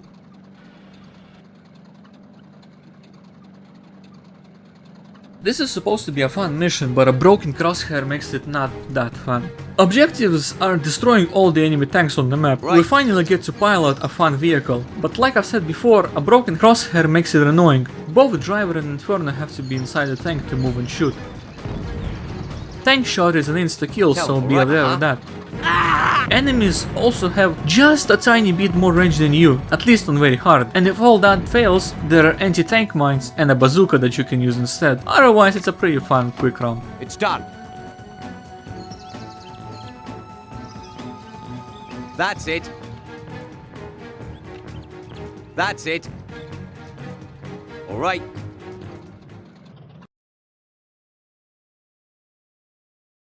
August 1944. 3 months after the landings of Normandy, more than half of France is under Allied control. But Hitler has different plans. His orders are clear. Paris must only fall into enemy hands as a heap of rubble. General Dietrich von Colditz, commander of the occupation troops in Paris, is in charge of its demolition.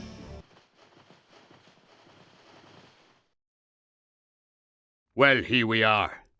According to Natasha, the trigger is inside the General's office.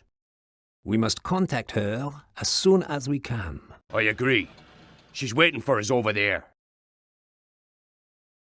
I'm the only one that can defuse the bomb. We'll cover your back. Oh, I can see combat vehicles up there. I suppose they wouldn't mind if we borrowed one. If I only had some minds, those vehicles would be ancient history. Well, let's go and get some. The last mission. Well, the last main mission. It's something, alright. It's supposed to be a final confrontation. Enemy tanks and a lot of soldiers, a massive open area and an iconic landmark as a backdrop. We're hinted to steal the tank. We're really hinted to steal the tank. And considering the previous bonus mission, that probably was the way to teach us how to use it, I guess last mission is as good a time as any. Our objectives are to stop the destruction of Paris, insert some insult to the French here, and to contact Natasha. Okay. The Allied forces are waiting outside Paris. They will not start moving until we can confirm that we have dismantled the explosives. I have the code to contact headquarters, but we must go up to the top of the tower. They can receive our signal from up there. There is no time. We will need to find the key in order to be able to enter the tower. The SS commander of this area always carries it with him. Natasha then tells us to climb the Eiffel Tower and contact HQ through the radio, thus ending the war or something.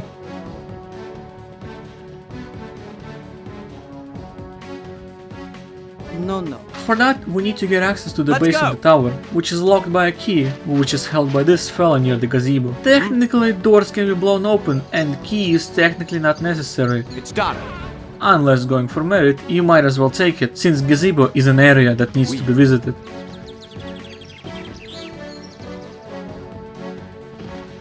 The insurers strongly pointed us towards the tank, and with so many enemy patrols on the map, it seems like a good idea. Well, it would be if we were not professionals going for merit.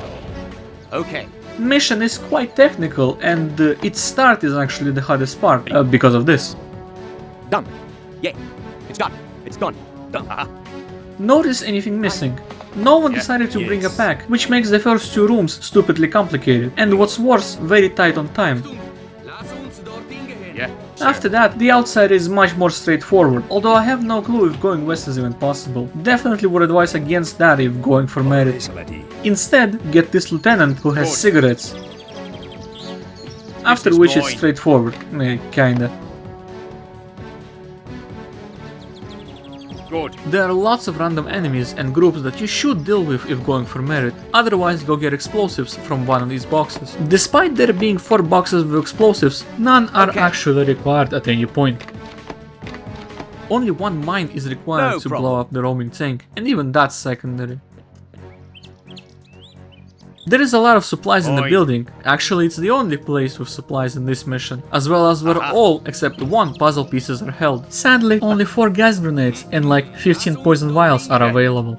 Despite having access to all of the Commandos team, only 3 or 4 are actually useful. No water, so Marine is out. If not for the roaming tank and knowing how to use the mine detector, Inferno would also be out. If not for this barrel that conveniently clips into the hitbox of the truck, Tiny would also be out. Mine. And Duke is a glue eater. That's been his role for this whole game. That leaves us with the driver, spy, and the thief. And Whiskey as the useful ones. Oh, and the woman. All mine. And even then, Thief and Whiskey are interchangeable. Okay. I'm not sure if it's Pyro Studio curse or they just always run on empty by the end, but last missions so far have been underwhelming, to say the least. The Paris mission is not bad per se, but compared to the castle it's a bit meh. Merit is another story though. Usually merit issue is always a time issue, and this is the third prime example of that. An hour might seem like a lot, but with having to knock out 200 enemies, with lots of patrols and only 100 being in the hotel, it's easy to lose time while getting the last few knockouts. Spike and poison around 20 to 30 enemies, and the 4 gas grenades also gives about 20 knockouts. Since there are not that many areas, and Natasha visiting them counts, VA is actually not a problem. The way I did it is I systematically cleaned the first hotel and had Natasha help with the second building, after which I just sent her to the top, visiting the tower, and waiting at the top to use the radio, just to see how close I am to those 5 stars.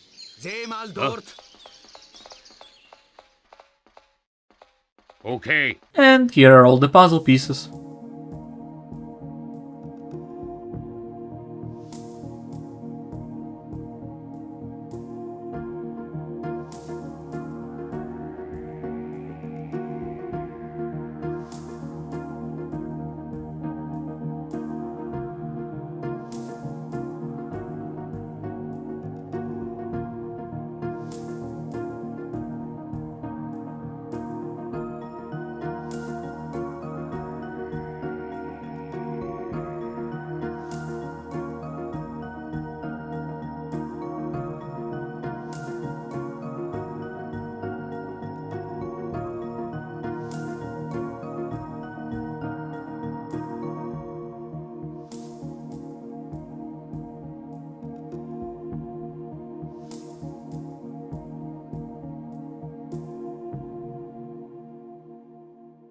Yeah. We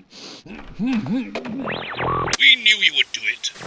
Congratulations.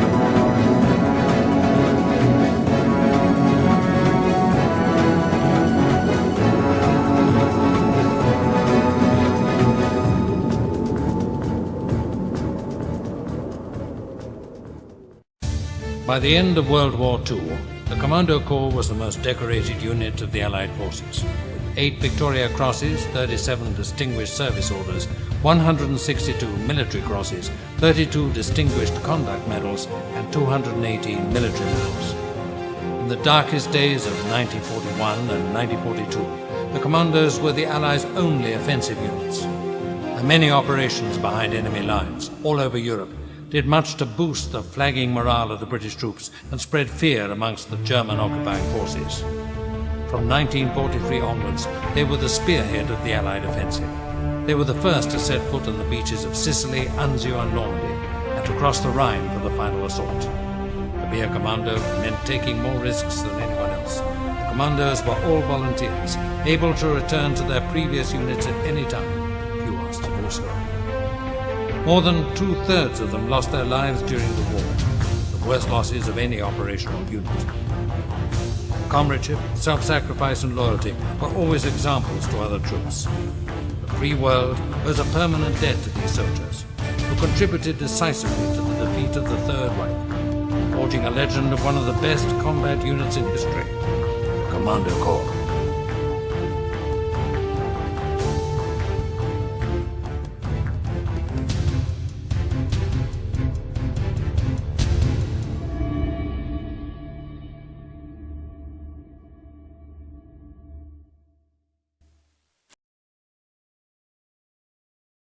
Despite the ending cutscene, there is still one bonus mission left. It doesn't look like the best spot to cross enemy lines. Come on, kids. If we have to do it here, then so be it. There's no time to lose. I suppose it could be raining.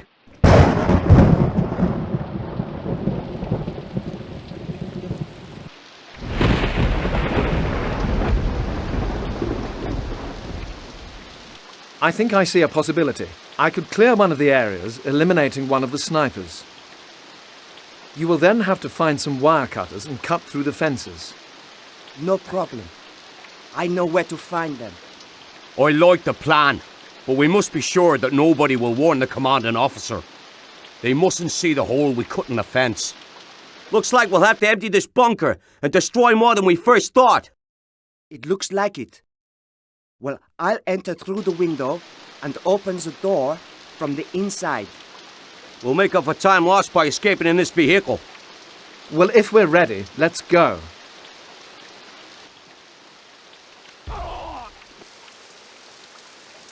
Yep. Uh-huh.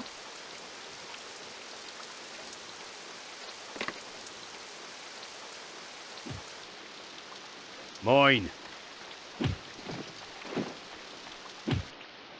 Aha. Good.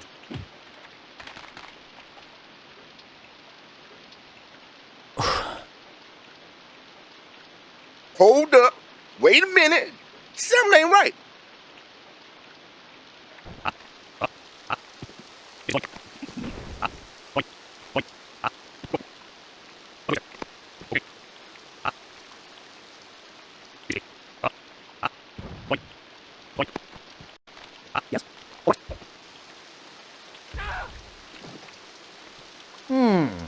Huh? Tell me. All right. Tell me. Okay. Yes?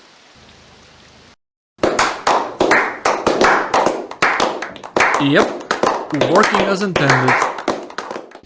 Commandos 2 is considered the best in the series, and still remembered fondly to this day. I hope this video made you see why.